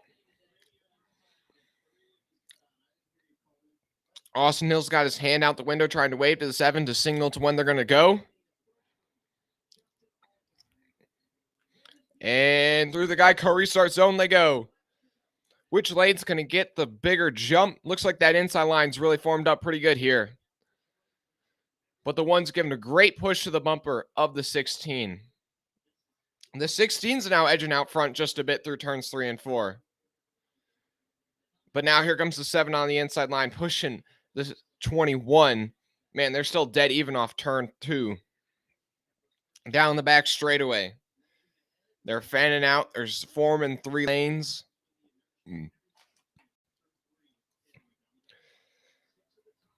Oh, the 16's got the advantage going into turns 4, but he's not clear of the 21. He's not going to be able to slide down and block him off. Now the 21 comes powering up the inside of the 16 through turns 3 and 4, and he's going to clear the 16. He may be able to slide up and block that outside line now if he wants to off turn 4. And yes, he's going to slide up and block the run the 16 has, and he's going to try and come back down and block the 7. And yes, he's going to be able to do that. I thought it was maybe going to be too late, but nope, he was able to get there just in time. Now he's going to come back up and block the 16. The 21 has done a fantastic job of holding on to this lead today and managing both the lanes, and he's still doing it here late in this race. But your top 10, Austin Hill, Allgaier, Allmendinger, Burton, Mayer, Sieg, Herbst, Alfredo, Earnhardt, and Creed. Oh boy, I saw the 27 and the 98 just darted around there. I thought they were about to crash. And Mayer makes a move to the inside of the 16. He takes him 3 wide, and the 16 is going to get shuffled out here. AJ Allmendinger getting shuffled out by the rookie Sam Mayer. Oh boy, how about that? Oh, Allmendinger's going to be able to tuck in line though behind the one. Now they're and Mayer's leading the middle lane. Oh, now Mayer's getting pushed by the guy who he just tried to shuffle out. I don't know how I'd feel about that. I don't think Allmendinger anticipated the one making that move on him. But the 21 still out front with 10 to go. Still getting pushed by the 7, but now the 1's working. Oh, and we've got a crash in the back of the pack. The 48, the 19, the 18, the 68, the 6, and others, the 07. Oh, boy, that took out quite a few guys. The 19's got even more damage than he had before, but yeah, now the 48 looks like he's going to be done for this one. Casgrala was just trying to mind his own business, but yeah, that thing's killed. The 68, Brandon Brown killed it last time, the defending winner of a race here. And the 31 is got the rear bumper of the 48, it looks like, on the front bumper of his car. I mean, he has the entire bumper off the 48 on the bumper of the 31. This is like the truck series last week at Bristol Dirt. It's like he's got the front bumper of another car locked to the back of the back bumper of another car locked to the front bumper of his car. Luckily, it's not the rest of the car as well. But I'm not sure who this happened with. It looks like the 19 is behind the 53 on the high line.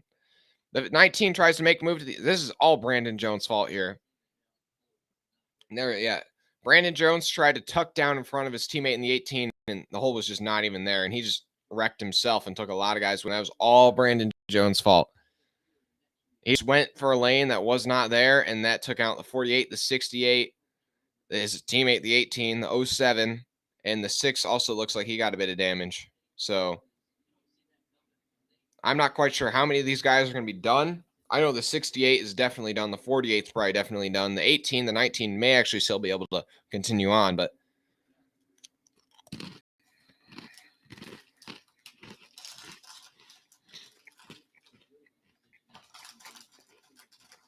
yeah, that's all Brandon Jones' fault there.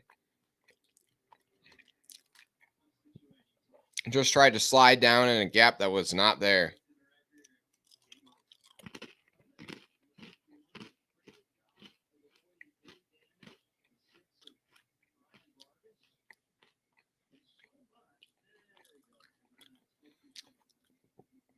And Ryan Vargas almost avoided that, but then the 19 slid down the track, and the 6 ran right into the back of the 19. Oh, that cut down the tire on the 6, and that's shredded up the 6 car right there.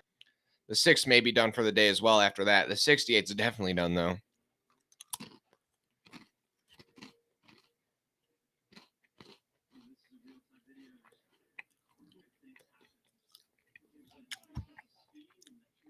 There's really nothing anybody could have done there. Anybody who was involved in that crash, there's really nothing they could have done differently to avoid being caught up in that thing. It all happened so quick.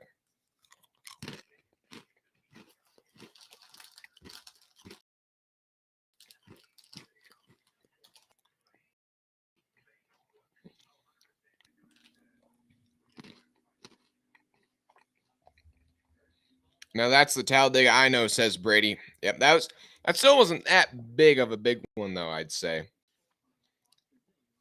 And we're going to run down quite a few caution laps here, it looks like. We may not get restarted until about 4 to go. But now it's Austin Hill, Allgaier, Burton up to third. The defending winner of this race, Jeb Burton, running in third here late. Then Mayer, Herbst, Allmendinger, Sieg, Creed, Alfredo, Earnhardt still in the top 10.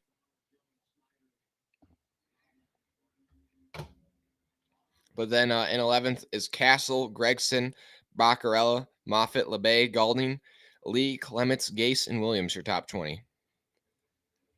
Then Curry, Graff, Sieg, Barry, Snyder, Dollar, Vargas, your top 27. But a couple more of those guys are probably going to be, those last couple I named are probably going to be out of this thing. So we'll probably have about 25 cars left after this one. Still, that was I'd say pretty big, about 10 cars out, or involved about 10 cars, but really wasn't a very big wreck by my standards, at least. I'd still say the biggest wreck was the first one of the day with the 91 getting loose off turn 2. Even though that crash only involved about 5 cars, the 91 hit the inside wall so hard.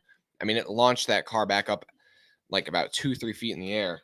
It looked like Kyle Larson's crash at Fontana in like 2017, I believe, or 2016.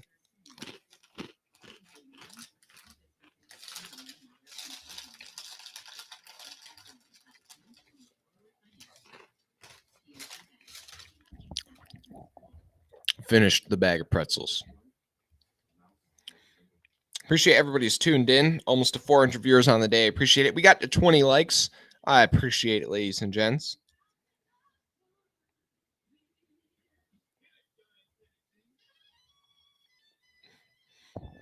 So, guys, if you want to put in the chat who your pick is to win here still with less than 10 to go in the race, you can go ahead and do that. Mark Rakowski, that's racing Nadim's. Dollar sucks. Honestly, Dollar really didn't do it. Unlike the first race of the year at Daytona where Dollar really messed up, Dollar really didn't do anything to mess up in this race other than get caught up in other people's accidents. Balls UB, I think your potato chips caused the crash. Well, definitely wasn't that because I'm eating pretzels, not potato chips, ball. But Mark, probably another big one. You're thinking another big one? Ace Martin, we need the big one that takes out basically the whole field. I know, yeah, we're still waiting on, I'd say, a huge one. We've seen a big one, but not a huge one yet.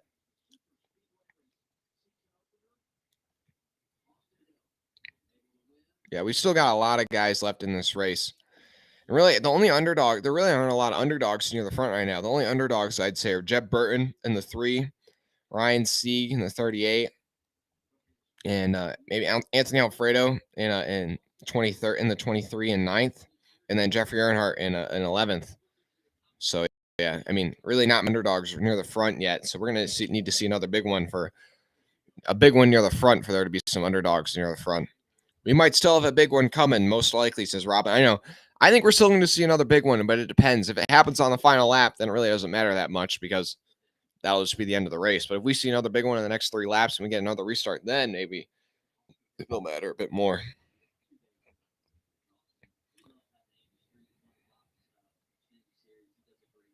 Eric, my biggest NASCAR is Daytona Superspeedway 1960. I'm not quite sure what you mean by that, but Robin, you're going with here. Pretty solid pick. Sam's been making some pretty aggressive moves here, so he'll definitely be the guy who's willing to make a bold move to try and take the win. Just depends if he takes himself out with it.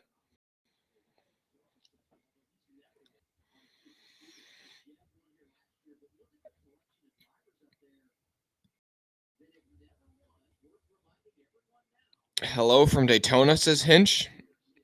How you doing? You're at the wrong super speedway, Hinch. Ball, I can't really see what you're eating, so I had to guess. And it sounded like chips. So, I mean, it was a good guess, I'll say. Oh, the biggest crash? Oh, yeah, that was a huge crash, yeah. I know what you're talking about. I think that was the race also the biggest entry list in any NASCAR event ever. Had like 80 cars, and like 50 of them crashed down on like one of the first laps.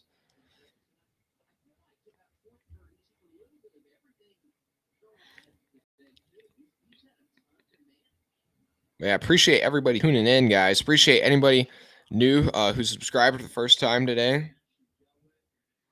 Or if you've dropped a like, appreciate it. Oh, yeah, we've gained up to 15,019, so we've gotten 3 more subscribers. So 81 subs. At 91, 81 subs from 1,600. Appreciate it, guys.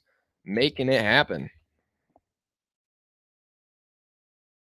Thank you, guys, if you subscribe for the first time. Also, if you're in the chat and you subscribe for the first time, let me know. I want to give you a shout out. I want to also, see that you subscribe so that way I can, remember your YouTube channel name. So that way, I can identify you in other live streams I have if you pop in the chat in those.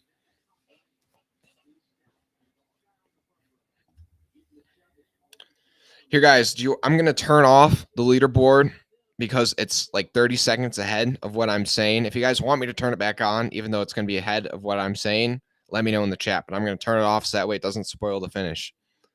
But if you guys want me to turn it back on, even though it's ahead, I'll turn it back on. It's all good. You just subbed. Appreciate it. It's all good. Thanks for joining the Freeman Motorsports community. I'll be trying to bring the best NASCAR content I can to you. Al can just subbed. Appreciate it, Al. Big Al. Appreciate it.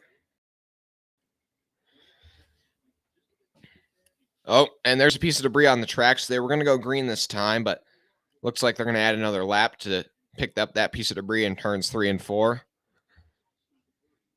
So, yeah, they're adding another lap, it looks like, maybe 2. So maybe they'll get restarted with 5 or 4 to go. We'll see. Ball, you've been to Darlington, Stockton, Richmond, Bristol, and Dover, and have never left. Oh, and have never left the British Isles. All those places are towns there. Eric, you're at Talladega right now. That's pretty cool. Hinch, turn it back on. Okay, I'll turn it. Here, if we get another person to say turn it back on, I'll turn it back on. You can see what I'm eating now. Yeah. Well, I finished eating the pretzels, so you won't see me eating anything now. But they're coming to the green this time by, so that means they'll be coming to green with 4 to go at Talladega. So if they're going to get another restart or green white checkered, they'll have to be a caution in the first 3 laps back before they get the white flag. There's still 28 cars in this race. Last one of them, Brandon Jones, 1 lap down.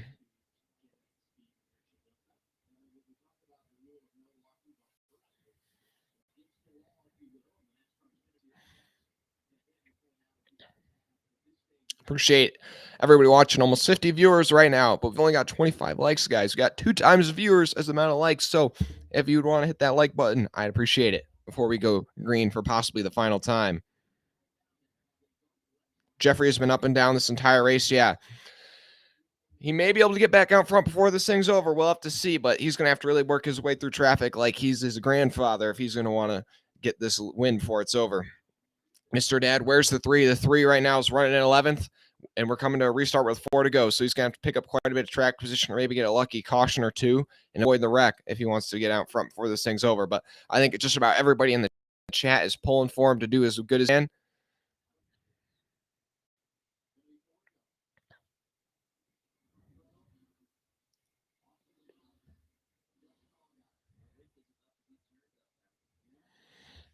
Okay. The lights are on the pace car. The pace car is going to pull down onto pit road, guys. I put on the leaderboards that way you can see what's happening. Even though it's going to be a little bit ahead of what I'm saying. So just know that. But it's Hill on the inside, Allgaier on the outside. Then Burton pushing Hill and Mayer pushing Allgaier. Are the Junior Motorsports teammates going to be able to get it done on the outside, or Austin Hill, the last person to win on a super speedway in the Xfinity Series? Is he going to be able to get the jump on the restart? They're pretty even through the restart zone. The 1 giving a pretty good push to the 7, but the 21's on the preferred inside line. The 16's got a big push coming from behind. He's the 3rd car on the outside line. Will he be able to make a run on the outside? The 7's got the edge on the 21 down the back straightaway, but he's still not clear of him yet. Down the back straightaway they go. Oh, the 1's sideways, and the 1's going to take out him and the 21, and the 1 spins down the track. The 1's in the wall. The 21's in the wall, and the 1 and the 21 are out of this race. Sam Mayer is out of this race, and Austin Hill, the dominant car here today, is going to be out of it with 4 to go. Austin Hill led over 70 laps here. 67 laps Austin Hill led, and he is not going to finish this race. That's just part of super speedway racing, but Austin Hill, it looks like Allmendinger gives a huge push to the back of the 1, and the 1 just can't control it and comes down and takes out only him and the 21. I mean, there's really nothing. That's just a super speedway incident. A big push gets put on the 1. The 1 can't control it. I guess if you have to blame anybody, maybe it's Sam Mayer and having not enough on the super speedways and be able to hold on to that run. Because the 16 hits him like just square on the bumper, really not like anywhere like in a weird angle. So that way it got the 1 loose. Just a big push, and the 1 couldn't control it. But now we're gonna get another restart. And with those 2 guys out, that gave the 3 and quite a few others 2 free spots. Okay, I'm going to check on the chat again here. Not even a lap in, says it's all good. Yeah, so now we're gonna get the green white checker. J and K collect. Yep, yellow's out. Ball GB, good. This is funny. I saw two on different YouTube channel. Austin Hill all the way in the back. No, Austin Hill's done. Ball GB, I was just about to say 4 laps and at least 1 caution to go. Yep, it's all good. Chaos. J and K collect. I think my car cam on my phone is a full minute or so ahead your stream. Oh. Luckily, it was only 2. That's probably part of the YouTube delay. It says J and K collect. It's all good. My TV too. He'll let me. Yeah, guys, if your actual race is ahead of me, maybe just hit pause if you want it to be more synced up. But the reason it's probably like that is because there's just about live streams because it's got to, I don't know. My broadcast is going to be probably about 30 seconds delayed. Like any live stream is about 30 seconds delayed from what's actually happening, like from the moment. Like me talking right now, you're not going to hear that, or you're not going to see it for about 30 seconds after that point by the time everything, I don't know, loads, I guess. Rip Sam Mayer. Jane K collect. Yeah, all good. No spoilers yet, guys. Just don't spoil it in the chat if you're ever just slightly ahead. I appreciate it. And hey, we're up to 1,522 subscribers. So a couple more guys subscribed. I appreciate it. 78 subs from 1,600.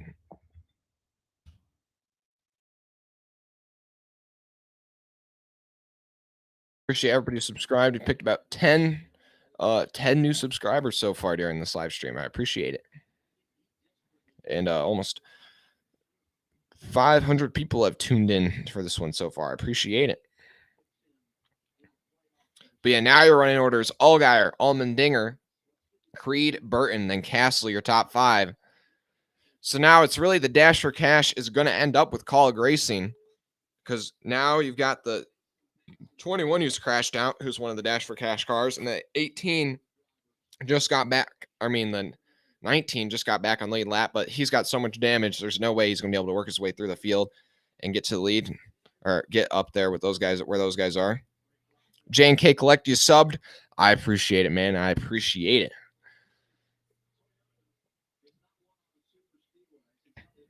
Well, yeah, with 2 to go, guys, or a green white checker coming up, guys. Put in your last. This is your last chance to maybe get in a who you think is going to win, or if your original prediction is crashed out, you can let me know who at least you think is the best shot now with the green white checkered coming up here. Brady Lois, the Dinger gonna win. I think Dinger's definitely got a good shot. I don't know. I think I'm still pulling with. I'd like Landon Castle to get the win, but I think he's a bit too far back here in 5th if we only get 1 green white checkered. But Jeffrey Earnhardt in 10th right now. Yeah, Jeffrey Earnhardt is gonna have to pick up quite a few spots on the track. He's gonna want to get up here for the win here. Mr. Dad, you're pulling for Jeb Burton. And you're pulling for Jeb to go back-to-back at Daytona. I think he's definitely got a shot. You're running in 3rd right now. That'd be really big for that Our Motorsports team.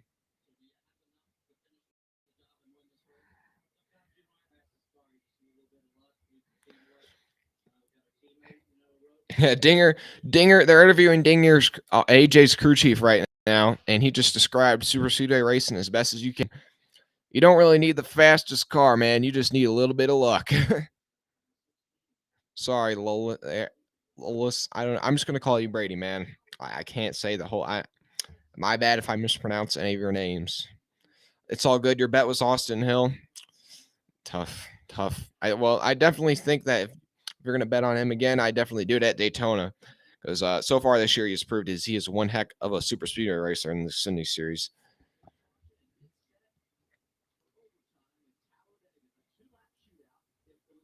So it's going to be 2 to go. And it's going to be Allgaier on the inside, AJ on the outside, then Burton pushing Allgaier and pushing AJ. Yeah, some underdogs near the front. You got Jeb Burton in third, Sheldon Creed, the rookie, in fourth. Castle searching for his first career Xfinity Series win in fifth. Herbst as well searching for his first Xfinity Series win in sixth. And Ryan Sieg in seventh. Alfredo in eighth. Earnhardt in 10th. Moffitt in 11th. Cesar Baccarella in 12th right now. Greg Galding in 14th. How about that for those guys?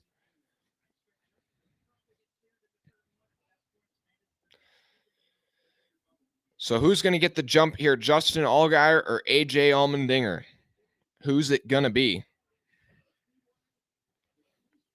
The pace car's in. Look at the car restart zone. And they're about to go. The 7 versus the 16. Who's going to get it done? 2 to go at Talladega. Are we going to see another caution before it's over? We'll have to see here. And they're dead even at the stripe. The 16 has a slight advantage as they go down in turns 1. But that inside line is really going to roll the middle here through turns 1 and 2. And yep, the 7's already charging out to the lead here. He might even be able to clear the 16 before they get off turn 2. But the 16 really aggressively side drafting the 7 there. And now the 16 is going to be ahead of the 7 going down the back straightaway. Oh boy, who is that? The 10 splitting the middle. They're 3 wide down the back straightaway. The 2's getting shoveled out. Sheldon Creed drops a ton down the back straightaway. He lost tons of track position, but now it's AJ Allmendinger out front through turns 3 and 4. He slides down to block the 7. Oh, and somebody's in the wall hard. I'm not sure that was somebody. The 2 and the 45 just hit the wall hard. Oh boy, a really hard hit for both those guys. And just as I was saying, Cesar Baccarella having a great run in the top 15 here at the end of this thing, and he is going to be out of it.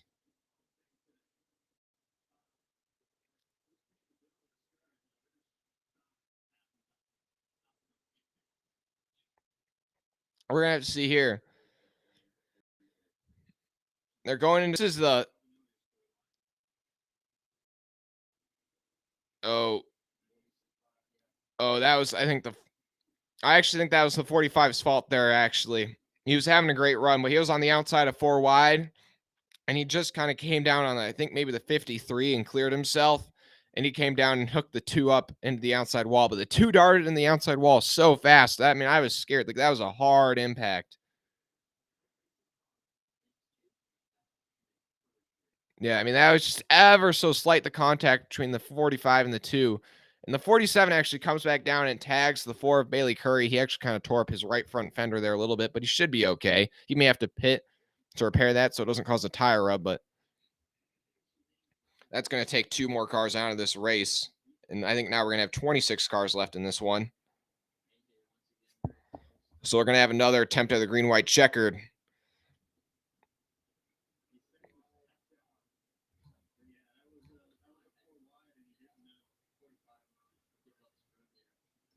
Am I doing another stream for the race tomorrow?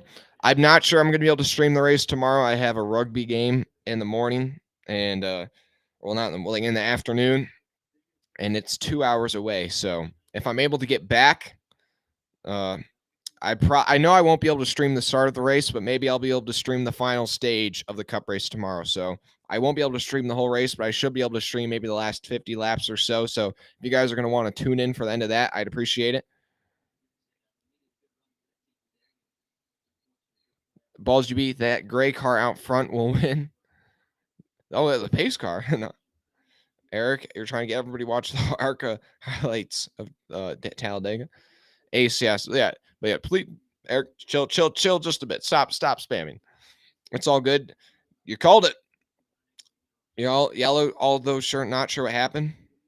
Yeah, the 45, it just kind of came down on the 47 and just, came down. And then that came down the track after he kind of got hooked there into the 2. And then they both hooked back up the track and the outside wall going through turns 3 and 4. I think they're all too tired and dizzy from going around in circles for 3 hours, this ball. Another green-white checkered number 2 coming up now.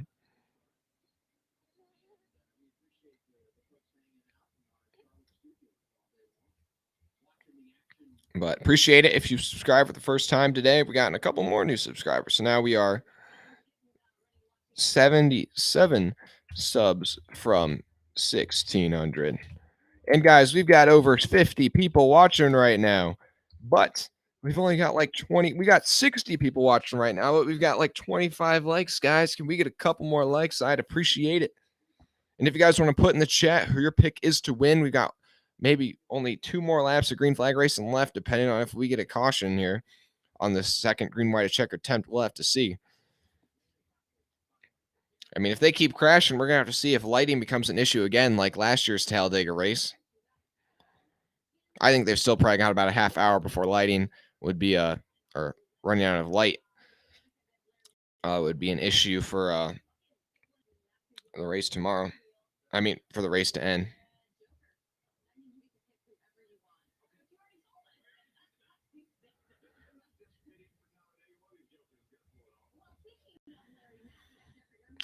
David Massey, I think everybody would be totally happy to see Jeffrey get the win, but he's still in 10th here. On both of these two wrecks, on both of these two restarts, he's had guys crash out or have issues in front of him, yet he's not been able to make up track position. He's still in 10th. So, yeah, he's going to have to get a good restart here if he wants to have a shot at the win. But right now, he's keeps just losing track position on these restarts. And the only reason he's making it up is because guys in front of him are crashing out. But now it's Allmendinger, Allgaier, Burton, Sieg. Sieg's up to 4th now, but then Castle, Gregson, Alfredo, Herbst, Moffitt, Earnhardt, top 10. Then LeBay, Clements, Lee, Curry, Graff, Gase, Sieg, Dollar, Williams, Berry, your top 20. Then Snyder, Vargas, Galding, 23. And it looks like Brandon Jones has retired from this race. So yeah, now it's only 23 cars left in this one. And they're all on lead lap still, but only 23 cars left in this race.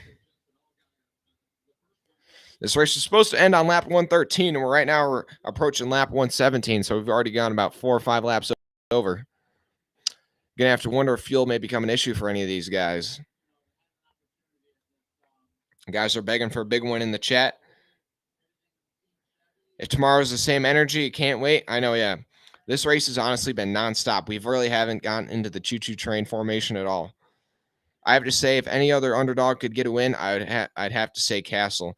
I feel like Castle getting a win is definitely a kind of an underdog win, but because he's in like that Kaulig equipment, which is top tier equipment, I feel like it's not totally an underdog win. But I'd also like to see Castle get the win. But honestly, I'm just pulling for any underdog. It'd just be great to see get that win. I mean, Jeb Burton won here last year, and so he's not totally an underdog, but it'd still be crazy to see that team get a win, their first win for Our Motorsports. I mean, that'd be huge for that like company as a whole. Also put one of their cars in the playoffs. Yeah, we've got a couple more guys who have subscribed. We're up to 15,025. Appreciate it, guys. Up to over 30 likes as well. I appreciate it. Everybody's tuning in, dropping a like, and subscribing here towards the end of this one.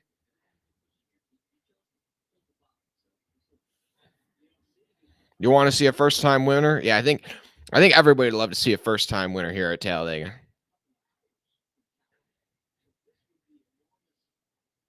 It does look like the sun is starting to get lower a bit there at the track. Like the shadows casting over the track are starting to get pretty big. So I wonder how much longer. I haven't heard him talk about it on the broadcast yet about daylight becoming an issue, but we'll have to see how much longer they can go before daylight become an issue if we get more cautions.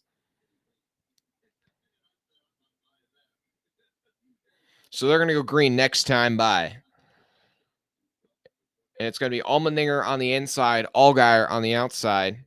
So the reverse of last time. And last time the outside prevailed. So we'll have to see if it prevails again this time. But then Jeb Burton pushing Allmendinger and Ryan Sieg pushing Allgaier. You know, Ryan Sieg has got to be hungry for that first win after almost winning at Atlanta, leading on the last lap, and then getting shuffled out. You know, he's going to be wanting to get that first win here.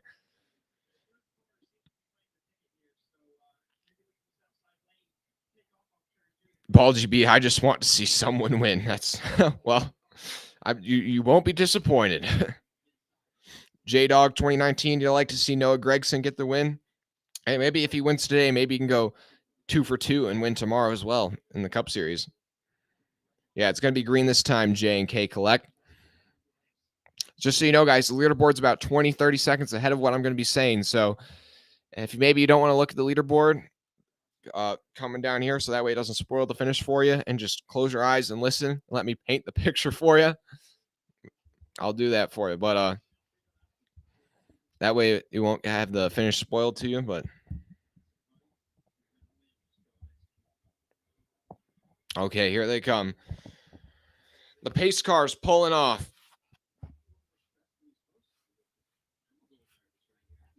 Oh boy, are we gonna get another caution though? Last time on the attempt, we didn't even make it through half a lap before they wrecked down the back straightaway. Will that happen again this time? Jeffrey Earnhardt in 9th place. Will he be able to get the win here at Talladega? Keep the Earnhardt legacy alive. Here they come through the guy who restarts zone for possibly the final time. Allgaier on the outside, Allmendinger on the inside. And that inside line is hooked up. The 38 did not get a good restart. The 7 has no help on his bumper. That inside line is going to have a huge run here through turns 3 and 4, through turns 1 and 2 compared to the outside. But now that outside line's formed up. Here comes the 9 to the bumper of the 38, the 38 to the bumper of the 7, and the 7's coming powering to the outside of the 16, and the 7's to the lead down the back straightaway. He's clear of the 16 down the back stretch. Allgaier out front down the back straightaway. And now he's going to slide down and block that 16. The 23 jumping out of the lane, moving to the inside of the 10. He's got the 02 pushing him. The 27 darts down. All 3 Our Motorsports cars are working on the inside behind AJ Allmendinger. But right now, Justin Allgaier out front. He's got 2 car lanes clear of the field. He may be too far out there, dude. Oh, boy, off turns 3 and 4. And the caution is out. The caution is out. I don't know what. Oh, and Jeremy Clements has stopped on the inside of turns 1 and 2. It looks like he had some sort of mechanical failure, but Clements...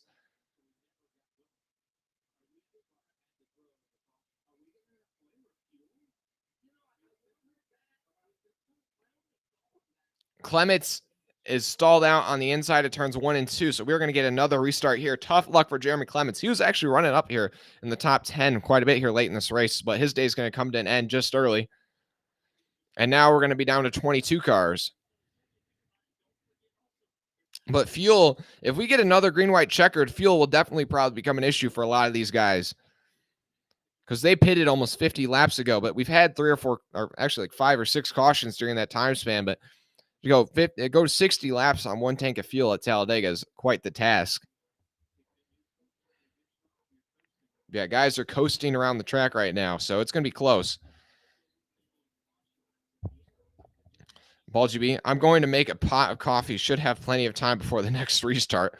I mean, I'd try and keep you awake over there in England. You know, it's probably starting to get late now. It's probably like, what, 1 a.m.? Appreciate everybody's tuned in so far during this live stream. Almost to 600 viewers. Almost got 70 people watching, guys, and we got 30 likes. I appreciate it. If a couple more of you guys could like, and if you enjoy what you're seeing, hit that subscribe button for more NASCAR content. And you can put in the chat who your pick is to win here.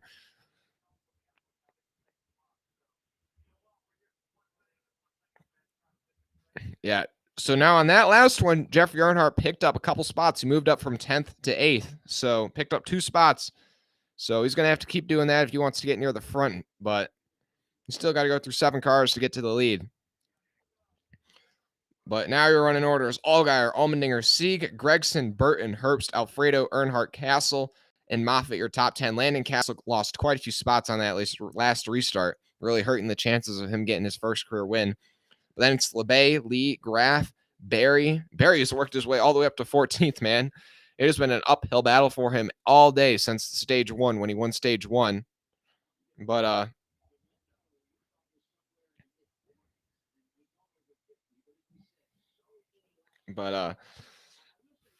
was gonna say is Barry won stage 1, but then he got caught up in that crash at the end of stage 2, and he's got quite a bit of damage. But now he's up into 14th with so many guys crashing out. But fuel is definitely an issue, guys.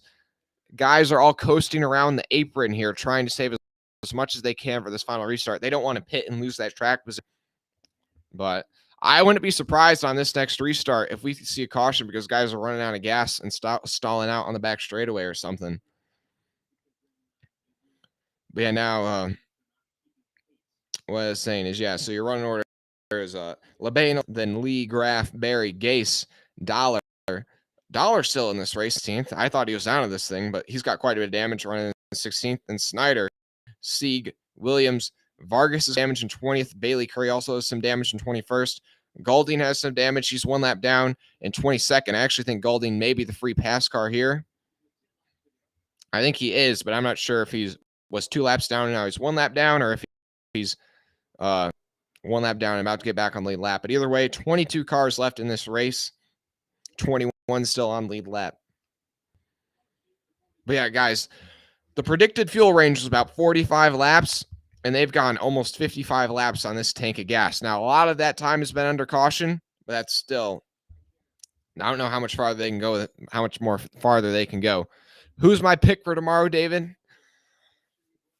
Okay, this is going to be very bold, but my pick for tomorrow is Kyle Larson. He's going to break the super speedway curse, and Kyle Larson's going to get that first super speedway win tomorrow. He's going to break the curse. I'm just going to keep saying that for every super speedway until Larson finally wins the super speedway. And you know what? Maybe he never will in his entire career, but I'm just going to keep saying that. Yeah, ball. That's all good. Somebody about to make a meme about this race. That's, yep.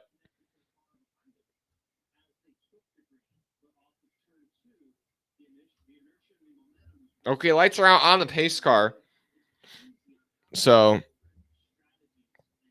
we're going to be going green next time by. J&K Collector picks Harvick. Eric, you're going Noah Gragson.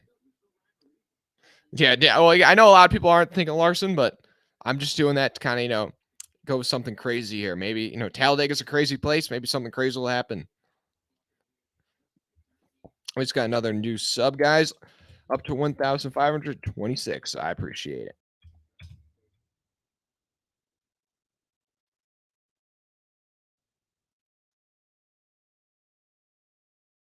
J and K, you just don't like Larson. I see. You're going with Truex tomorrow. Okay, that's a pretty bold one there. Saying about time.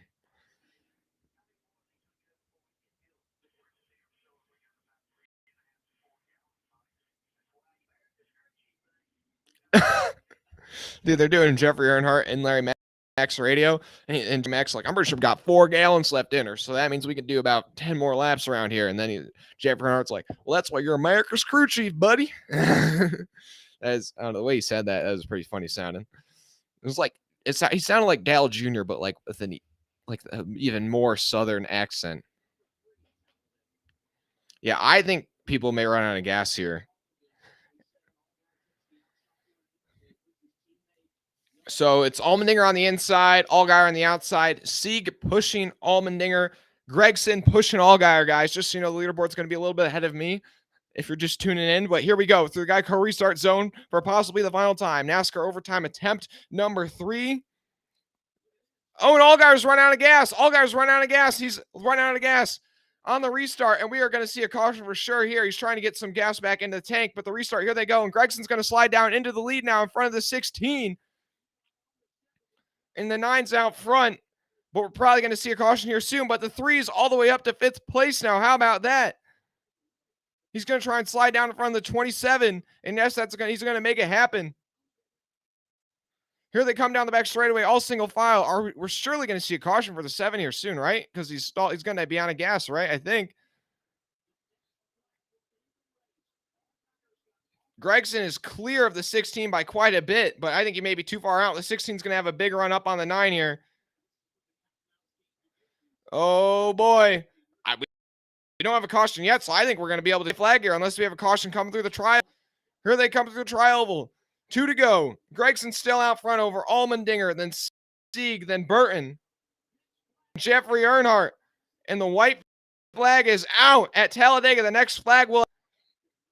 It's Gragson, Allmendinger, Sieg, Burton, Earnhardt, Castle. Oh, and Sieg almost loses it. Amazing save there from the 38. Oh, now here comes the 3 on the high side. He's going to have a push from the 98. Jeffrey Earnhardt in the 3 down the back straightaway. Is he going to try and make a move on the 16? Oh, he tries to go low, but there's nothing there. He comes back up the track. Oh, the 9's still out front. These guys are battling behind him. He might be able to hold him off because they keep going. Oh, the 16 and the 98 get into each other. The 3's up to 2nd place. Jeffrey Earnhardt is up to 2nd. Is he going to make a move on the 9 as they come through the tribal for the final time? The 3 of Jeffrey Earnhardt is coming to the bumper of the 9. I don't think he's going to have time. And Noah Gregson's going to win it at Talladega, and Jeffrey Earnhardt is going to come home just so close in 2nd place. It's Gragson, Earnhardt, Allmendinger, Castle, Sieg, Alfredo, Herbst, Graf, Snyder, and Moffitt, your top 10. Oh my gosh. Jeffrey Earnhardt. almost just had the craziest thing ever happen. He went from like 10th to 2nd in the final lap. Oh my gosh.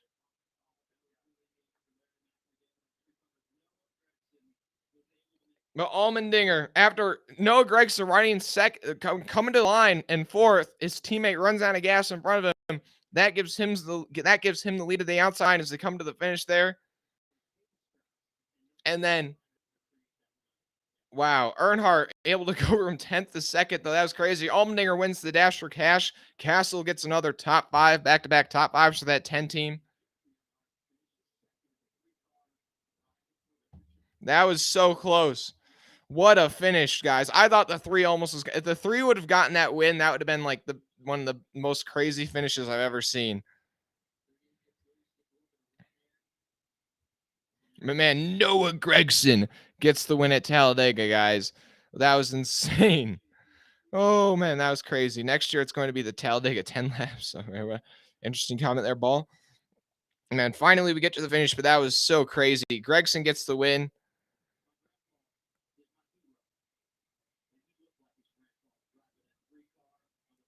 Man, Earnhardt almost got to the win there. That was crazy. If he would have gotten that done, that might have been one of the best races I've ever seen, because the 3 came from so far back on that restart. From so far back to get up there to the 2nd place. I mean,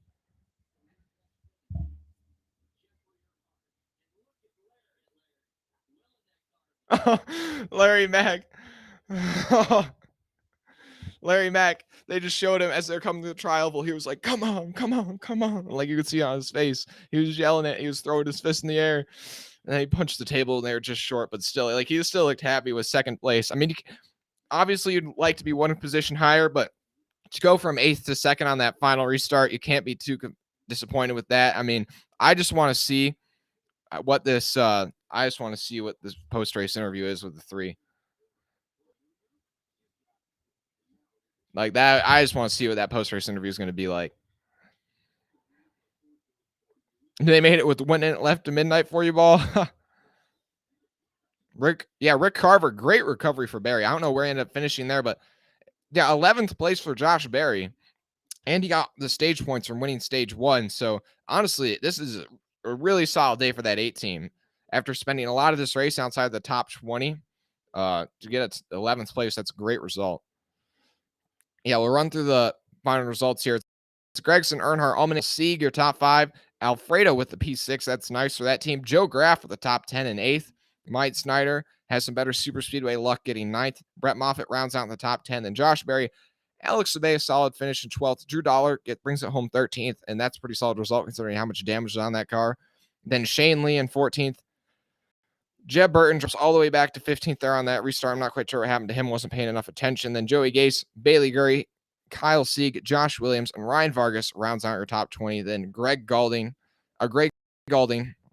finishes 21st, 1 lap down. Justin Allgaier, 22nd. Jeremy Clements, Creed, Baccarella, Hill, Mayer, Garala, Brown, your top 30. Then Mills, Eldis, Starr, Merck, Gibbs, Yaley, Massey, and Chandler Smith in his debut finishes last. Here they are, Noah Gragson climbing the fence here at Talladega.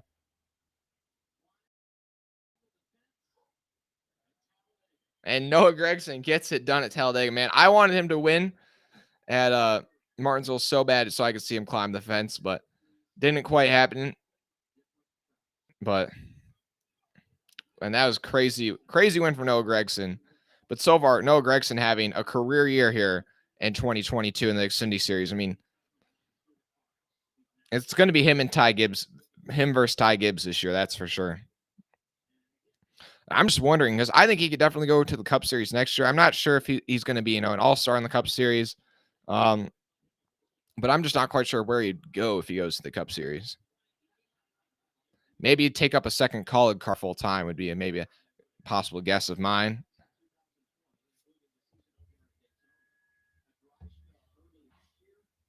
Yeah, what a race, guys. If you want to go in the chat and rate that race on a 10, you can go ahead just say like 1 out of 10 being terrible, 10 out of 10 being amazing. I'd probably give it an 8.5 out of 10.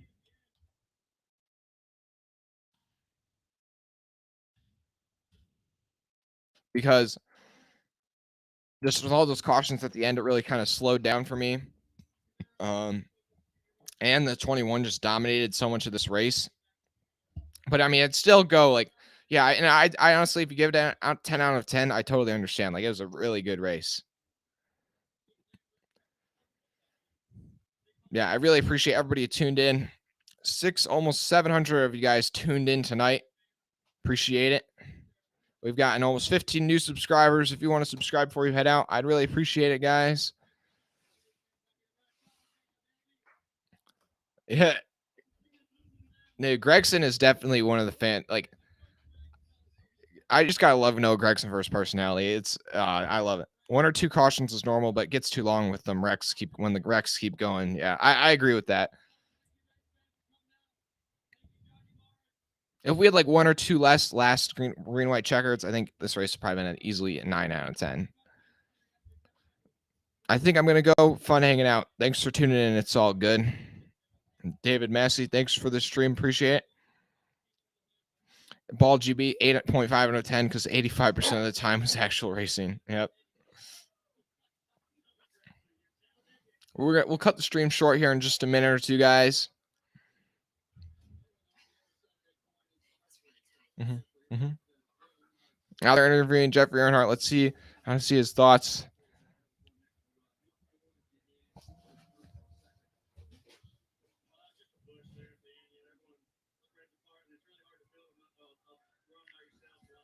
And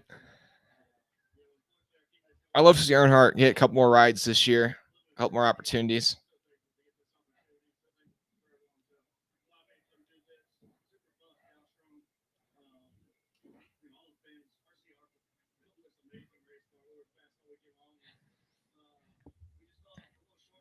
Am I on other social media platforms? J&K on Instagram. I'm Freeman Diecast on Instagram. You can check me out there.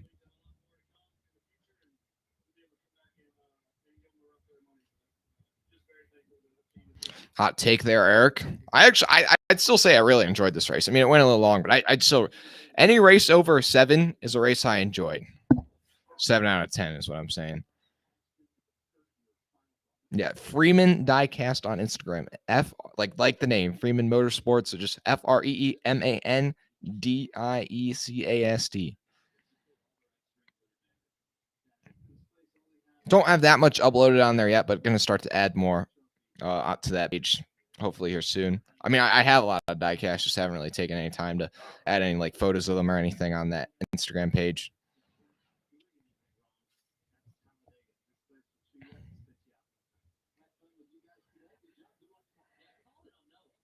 But yeah, guys, I will try to be live for maybe like the last stage of tomorrow. Because I just won't be able to do the first 2 stages because of my schedule, but hopefully I can do the end of that race tomorrow. So appreciate if you tune in for that as well, and ignore my dog in the background as best you can. Thank you for the follow, J&K Collect. I'll try and grab you back once I check Instagram later.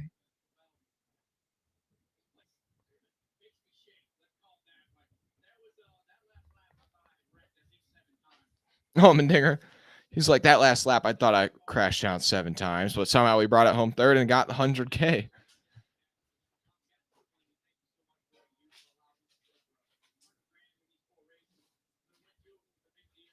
Yeah, AJ Allmendinger, yeah, he won the Dash for Cash at Martinsville, and now he's won it again here at Talladega.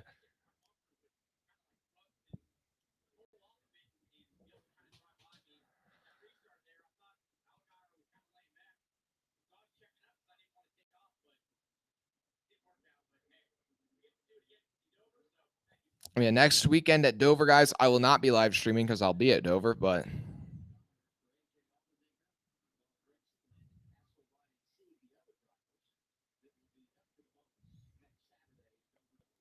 guys, I'm going to end it there. No worries, dude. Starting my collection and collectibles page, so I'll call it and follow as well. Yep. I'll see you guys. Well, I'll see you guys tomorrow, possibly around 5:30 p.m. Eastern, probably right about then, 5:36. Last maybe hour or so of the Cup race tomorrow. Well, yep. Appreciate everybody who tuned in today. Everybody subscribed for the first time. Everybody dropped a like, and yeah, I'll see you guys tomorrow.